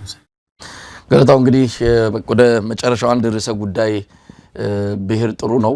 በነገራችን ላይ ቀደም ሲል ከዚህ ከአፍሪካ ህብረት ጋር በተያያዘ ከዚህ ከወቅቱ ሱዳን ካለው ቀውስ ጋርም አያይዘን ያነሳነው ርዕሰ ጉዳይ ነበረ። የሶማሊያው ፕሬዝዳንት እንደዚሁ የስም ሳይጠሩ ክስ አቅርበዋል። የእስራኤል መንግስት የሶማሌላንድን እውቅና በተመለከተ ውስጥ ለውስጥ የደገፉ አገሮች እንዳሉ እናውቃለን ብለው የተናገሩት የሶማሊያው ፕሬዝዳንት ምናልባትም የአብይ አህመድ አገዛዝን ሊሆን እንደሚችል ብዙ የፖለቲካ ተንታኞች ግምታቸውን እየሰጡ ነው። የሶማሌላንድን እውቅና ከሚደግፉ ሀገራት ኢትዮጵያ እንዳለችበት ምንም ጥርጥር የለውም። ያኔው ሂደትም ዋናው ዓላማ ለሶማሌላንድ እውቅና ለመስጠት ነው። በነገራችን ላይ የሶማሌላንድ ሰንደቅ ዓላማ በአዲስ አበባ እየተውለበለበ ነው። ከምን አንፃር እንደሆነ አናቅም። ይሄ እውቅና ያላገኘች ሀገር በአፍሪካ ህብረት ስብሰባ ወቅት ላይ በመስቀል አደባባይ ሰንደቅ ዓላማዋ ሲውለበለብ ሲታይ ምናልባት አብይ አህመድ ውስጥ ለውስጥ ውሳኔውን ጨርሰው ከወዲሁ ያለማመደ ከሆነ የሚታወቅ ነገር የለም። ሰንደቅ ዓላማው ሲውለበለብ መታየቱን ነው የገለጹልን። ይሄ የተለየ መልእክት ካለውም ልንሰማ ዝግጁ ነን። በሌላ በኩልም የዓለም አቀፉ የሰብአዊ መብት ተሟጋች ድርጅት ሁማን ራይትስ ዎች ዛሬ መግለጫ አውጥቷል። ለአፍሪካ ህብረት ጥብቅ ማሳሰቢያ ነው የሰጠው። የሁማን ራይትስ ዎች መግለጫ በዋናነት ያተኮረው የህብረቱ መሪዎች በሚሰበሰቡበት ጊዜ በኢትዮጵያ ያለውን በጣም እየከፋ የመጣውን የሰብአዊ መብት ጥሰት፣ በትግራይ ያለውን ወቅታዊ እጅግ አስከፊ የሆነውን ሁኔታ በጥልቀት እንዲመለከቱና በጉዳዩ ላይ አቋም እንዲይዙ ወይም ደግሞ እርምጃ እንዲወስዱ ጥሪ አድርጓል። የትግራይ ጉዳይ እንደው ባጭሩ የምንመለከተው ነገር ካለ ብዬ ነው። ዛሬ የቀድሞ የፌዴሬሽን ምክር ቤት አፈ ጉባኤ የነበሩት ወይዘሮ ኬሪያ ኢብራሂም በትግራይ የአስቸኳይ ጊዜ አዋጅ መታወጅ አለበት ሲሉ ጥሪ አድርገዋል። በትግራይ ያለው ሁኔታ እጅግ ከባድ ነው። ለህዝብ ሲባል የጦርነት በሮች ሁሉ መዘጋት አለባቸው። ለዚህ ደግሞ ከሀገር ውስጥም ሆነ በውጭ የሚገኙ የክልሉ ተወላጆች ጥረት ማድረግ ይገባቸዋል። በትግራይ አስቸኳይ አዋጅ መታወጅ አለበት ነው። ከፌዴራሉ መንግስት ጎን በመቆም ህዝባችንን ከችግር ማላቀቅ ይኖርብናል ብለዋል። አስቸኳይ ጊዜ አዋጁ እንዲታወጅ እየጠየቁ ያሉት ወይዘሮ ኬሪያ ኢብራሂም የአብይ አህመድ መንግስት ጎን እንቆም ነው ያሉት። አብይ አህመድ በአሁኑ ሰዓት በትግራይ አስቸኳይ ጊዜ አዋጅ የማወጅ አቅም ስልጣን አለው? ከእጅ ወጣ ክልል እኮ ነው። በትግራይ አብይ አህመድ እንደው ቀደም ሲል ያልከው የኢትዮጵያዊነት ነገር ሆኖ የኢትዮጵያ ነገር ሆኖ እንጂ እኮ እንደዚህ አይነት ከሁሉ ነገር የተገፋች ከስልጣኑም ከበጀቱም ከሁሉም ነገር ተገፍታ እዛ ብቻዋን እንድትቀርና እንድትሰቃይ የተደረገች ያለችው ትግራይ ክልል አብይ አህመድ ምን ሆነና ነው አስቸኳይ ጊዜ አዋጅም ምርጫ ማድረግም ሌሎች ነገሮችን ማድረግ የሚችልበት ምንም አይነት አቅምም ስልጣንም የለውም። ወይዘሮ ኬሪያ ኢብራሂም ግን አዲስ አበባ ቁጭ ብለው የአብይ አህመድ መንግስት ለማጽናት በትግራይም እግሩ እንዲተከል ለማድረግ እየሰሩ ነው ያሉት። ምን ማለት ይቻላል? ካነሳሳቸው ውስጥ አይ ቲንክ የሶማሌላንድም እንደ ትንሽ አስተያየት ልስጥና በሶማሌላንድ ጉዳይ ላይ እዛ ትግራይ ጉዳይ አሳሳቢው ጉዳይ ትግራይ እንዳልከው እሱ ላይም ትንሽ ብንወያይ ጥሩ ነው። የሶማሌላንድ ጉዳይ አሁን እነዚህ እውቅና ማግኘት የሚፈልጉ ሀገሮች አንስተናል ይመስለኛል ከዚህ በፊት እንደ ኮሶቮ፣ እዚህ ደግሞ ፍልስጤም፣ ታይዋን እንደዚህ የመሳሰሉ ሀገሮች አካባቢዎች እውቅና ለማግኘት ሲሞክሩ በጣም ብዙ ድጋፍ ነው ያገኙት ከሌላው ዓለም 100 በላይ ነው ያገኙት። አሁን ፍልስጤም በጣም ብዙ ሀገር ነው እነ ፈረንሳይ እነ ጀርመን ሳይቀሩ እውቅና የሰጧቸው። ኮሶቮ በጣም ብዙ ሀገር ነው እውቅና ያገኛት። ታይዋንም እንደዛው፣ ግን ሀገር መሆን አልቻሉም። ያው ከጎን ያሉት እናት ሀገራቸው የወጡባቸው ፈቃደኛ ስላልሆኑ ተብሎ ተንጠልጥሏል ጉዳያቸው። ሶማሌላንድ አንድ ሀገር ብቻ ነው ኦፊሻሊ እውቅና የሰጣት መሰለኝ፣ እስራኤል ብቻ ናት። እስካሁን ድረስ ሌላ እውቅና ምንም አላገኘችም ብቻ። ኢትዮጵያም ኦፊሻል የሆነ ነገር አልሰጠችም እና ምን ያህል ቀጭን እንደሆነ ምን ያህል ዓለም በተለይ እዚህ ምስራቅ አፍሪካ ላይ ያለው የዚህ ሀገሮች የመፈራረስ ነገር አንዳንዶቹ በጣም እንዴት እንደሚያሳስባቸው የሚያሳይ ነው። ስለዚህ በዚህ መካከል የኢትዮጵያ መሪዎች ከዚህ በፊት ያው ያደረጉት ነው። እንደውም ወደብ ጋር ሁሉ እንሰጣጣለን እጅ ለእጅ ምናምን ተባብለው ሁሉ ያሉበት አሳፋሪ ታሪክ ነው የተመዘገበው እና ኢትዮጵያ ናት በቀጥታ ኢትዮጵያን የሚመለከት ነው የሶማሊያው ፕሬዝዳንት የተናገሩት። ኢትዮጵያ በሚያሳፍር ታሪካችን ውስጥ አንዱ ይሄ ነው መሳይ የሀገሮችን ሉዓላዊነት የመንከባከብ የመጠበቅ የፈረም ነው አፍሪካ ህብረት የፈረም ነው።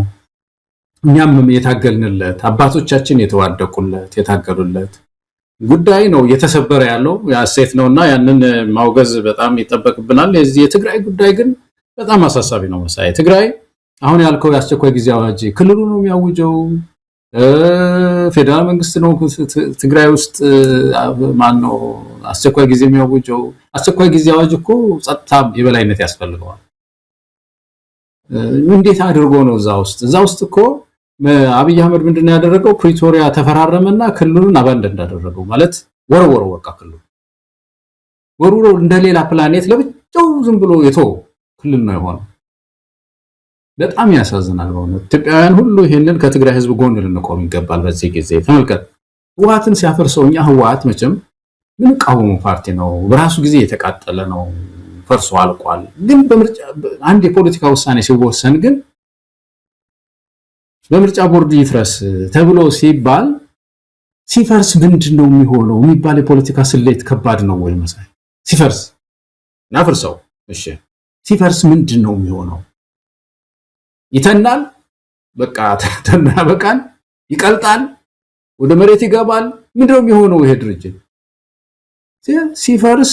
ለዛ አካባቢ ችግር የበለጠ ኢሬጉላር የሆኑ ወይ መደበኛ ያልሆኑ አደረጃጀቶች ፈጥሮ ክፍልፋይ እየያዘ ይሄን እንደሚያደርግ የታወቀው በቃ ያንን ደግሞ በቀጭን ደብዳቤ ፈርሰሃል ያለውን የሚያስፈጽም አቅም የሌለው መንግስት ይሄን ያደረገ። ስለዚህ በአጠቃላይ ክልሉ ውስጥ ከባድ ነውጥ ነው አያያዙ። በአጠቃላይ ፌደራል መንግስት ያለው አያያዝ ከባድ ችግር ነውና እኔ የትግራይ መፍትሄ ከሌሎች ወንድሞች ጋራ አብሮ መነጋገር ባለፈው ያነሳ ነው ከፋኖ ጋር አብሮ መደራጀት፣ ወጣቶቹ አገራዊ የሆነ አስተሳሰብ ውስጥ መገኘት እና የሥርዓት ለውጥ ለማምጣት አብሮ መታገል ነው እንጂ በክልሉ ውስጥ የሚመጣ ነገር የለም። አሁን አንደኛ የሽግግር ጊዜም እንዲያይ ያ ክልል ኢንክሉሲቭ የሆነ ወይም ደግሞ ሁሉን አካታች የሆነ ሽግግር እንዳይኖር ራሱ ፌደራል መንግስቱ ይጠልፈዋል። ምክንያቱም ያ ከሆነ ችግር ተፈቶ የሆነ ኮንሰንሰስ ያለው ነገር ከመጣ አንድ ኃይል ሆኖ ይወጣል። ለሴንትራል ጋቨርንመንቱ ስጋት ነው የሚሉት እነሱ።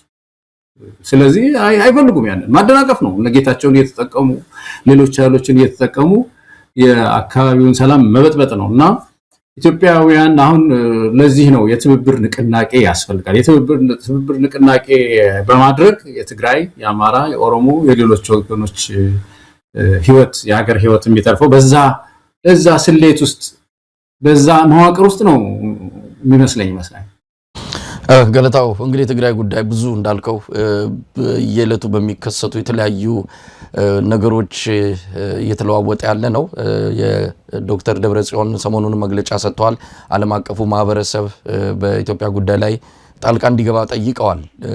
እንግዲህ ከአቅም በላይ ነው። በአብይ አህመድ አገዛዝ ማዕቀፍ ውስጥ የሚፈታ አይደለም። ዋናው የችግሩ አካልም አብይ አህመድ ስለሆነ ሌሎች ሀገራት ሌሎች ዓለም አቀፍ ማህበረሰብ ጣልቃ መግባት አለበት በሚል ያቀረቡትም ጥሪ አለ። ሰሞኑን አንድ ቃለ መጠይቅ ሲከታተል ነበር። የቀድሞ ትግራይ ጊዜያዊ አስተዳደር ፕሬዝዳንት ሆነው በአብይ አህመድ የተሾሙት ዶክተር ሙሉ ነጋ ታስታውሳለህ? የቀውሱ ጊዜ ህወሓት ከስልጣን በኃይል በተፈናቀለና ወደ ተንቤን በገባ ጊዜ ለተመሰረተው ጊዜያዊ አስተዳደር ፕሬዝዳንት አድርጎ የሰየማቸው ዶክተር ሙሉ ነጋ ከሀገር ወጥተዋል። አሁን በውጭ ሀገር ነው የሚገኙት። ለአንድ ሚዲያ ቃለ መጠይቅ የሰጡበትን የተወሰነ ክፍል ተከታትያለሁና ብዙ ማለት እንችላለን። እሳቸው ከዚህ በላይ ብቆይ ኖሮ ብልጽግና ያጠፋኝ ነበር ብለው ነው ከሀገር የወጡበት። ለህይወታቸውም ለሁሉ ነገር ሰግተው ነው አገር ጥለው የወጡትና የተናገሩት አንድ ነገር አለ። በወቅቱ አብይ አህመድ የሚኩራራበት እኛም እዛ በነበረን ጊዜ አድምቀን ሁኔታው ለትግራይ 100 ቢሊዮን ብር ነው የተመደበው። 100 ቢሊዮን ብር እንግዲህ አብይ ምን ያህል ለትግራይ ህዝብ እንደሚያስብ የተገለጸ በሚነገርበት ጊዜ ይሄ 100 ቢሊዮን ብር ለምን ከየት መጣ የሚልም ጥያቄ ሲነሳ ነበርና አብይ አህመድ ምንም ሳያፍር ነው በአደባባይ 100 ቢሊዮን ብር መድበናል ያለው። አሁን ዶክተር ሙሉ ነጋ በጣም የሚያሳፍር እንደሆነ ነው የገለጹት። የለም እንደዛ አይነት የሚባል ብር አልተመደበም። የለም እንደዛ አይነት የሚባል 100 ቢሊዮን አይደለም በተወሰኑ ቁጥር ቢሊዮን እንኳን ብር አልተመደበም ነው የሚሉት። ስለዚህ ያ የነበረው ሁኔታ ከእንደገና መፈተሽም አለበት። አብይ አህመድ የኢትዮጵያን ህዝብ አጭበርብሮ ያደረገው ነገር አለ። የጦርነቱ መነሻንም እንግዲህ አንድም ህወሓትን የምንወቅሰውና ህወሓትን ስንቃወመው በወቅቱም ከአብይ አህመድ ጎን የኢትዮጵያ ህዝብ ተሰልፎ ህወሓትን የተዋጋበት ይሄ ሀገረ መንግስቱን ለማፍረስ እስከ ምንድነው እንትን ድረስ እንሄዳለን ብለው ያሉ ስለሆነ ሀገር ከምትፈርስ ከአብይ ጋርም ሆነን በብዙ ልዩነቶች ከአብይ ጋርም ሆነን ህወሓትን እናጠፋ እና ህወሓትን አደብ እናስገዛ ብሎ ነው ኢትዮጵያ ህዝብ የተሰለፈው። አሁን የምንሰማቸው ባለፈው እንደታየ ደንዳም የነገሩን የጦርነቱ መነሻ ብዙ ነገሮች እንድናስብ ያደርገናል። ይሄ ህወሓትን ለማስመለጥ አይደለም። ህወሓት በምን ጊዜም የኢትዮጵያ ታሪክ ውስጥ ኢትዮጵያ አሁን ለደረሰችበት አደጋ ዋና ተጠያቂ ነው። ይሄ ምንም ጥርጥር የለውም። ግን ደግሞ አብይ በዚህ መሃል ተሽሎክልኮ ማምለጥ የለበትም። ያደረገው ነገር በደንብ ታሪኩ ወደ ኋላ ተፈትሾ መጠየቅ የሚገባው ታሪክ በደንብ ተሰንዶ መቀመጥ አለበት። ዶክተር ሙሉ ነጋ ምናልባት ሙሉን ቃለ መጠይቅ እንከታተላለን። ፈቃደኛ ከሆኑም እኛ መድረክ ላይ አምጥተን እናነጋግራቸዋለን። በወቅቱ ምንድነው የተፈጸመው? ምንድነው የሆነው? ከመጋረጃ ጀርባ ያለውን ነገር በደንብ ይነግሩናል ብለን እንጠብቃለን። ቃለ መጠይቁንም እንዲሁ የምንከታተል ይሆናል። ገለታው ጨርሰናል። መጨመረው ከሌለ መጨመረው የለም። መሳይ ያነሳሳው ነገር እንደገና ምርምር መደረግ ያለበት ወደ ኋላ አሁን የጽሞና ጊዜ ምድራችን ስታገኝ የሰከነ ጊዜ ውስጥ ስንገባ ሽግግር ውስጥ ስንገባ የሽግግር ፍትህ ውስጥ ስንገባ እነዚህ ሁሉ ተዳሰው ታሪክ ሆነው ፊልም ተሰርቶባቸው ለወደፊቱም ትውልድ የሚያስተምር ነገር ሆኖ መሰነድ ያለበት ነው። እጅግ በጣም ያሳዝናል። አሁን ግን ስላለው ጉዳይ ትኩረት እናድርግ። መሬት ላይ ያለው የትግራይ ህዝብ እየተጠበሰ ነው ያለው። በጣም ያሳዝናል እኮ መሳይ። በጣም መከራውን ያየ ያለ ህዝብ ነው ያለው ትግራይ ህዝብ። የአማራ ህዝብ መከራውን ነው ያየው እና ሁላችን ውስጣችን ብቻ እንመልከት። እኛን ብቻ ከሰርክላችን ወጣ ያልን እየተራመድን የመያያዝ ነገር ካሳየን ስርዓቱ ይፈርሳል። ምክንያቱም ስርዓቱ የቆመው በልዩነት ነው። አንድነታችን ያፈርሰዋል እና እንደው ይሄንን ከፍ አድርገን እንደነዚህችን መልእክት ነው በመጨረሻ ማስተላለፍ የምችለው። መሳይ በጣም አመሰግናለሁ ገለታው ለነበረን ቆይታ። መልካም ቀን ለሁላችን። መሳይ ተመልካቾቻችን የዛሬው የአንከር የመረጃ ክፍለ ጊዜ የተከታተላችሁትን ይመስላል። አብራችሁ ስለነበራችሁ ምስጋናችን ከልብ ነው። ኢትዮጵያ በክብር ለዘላለም ትኑር። ጤና ይስጥልን።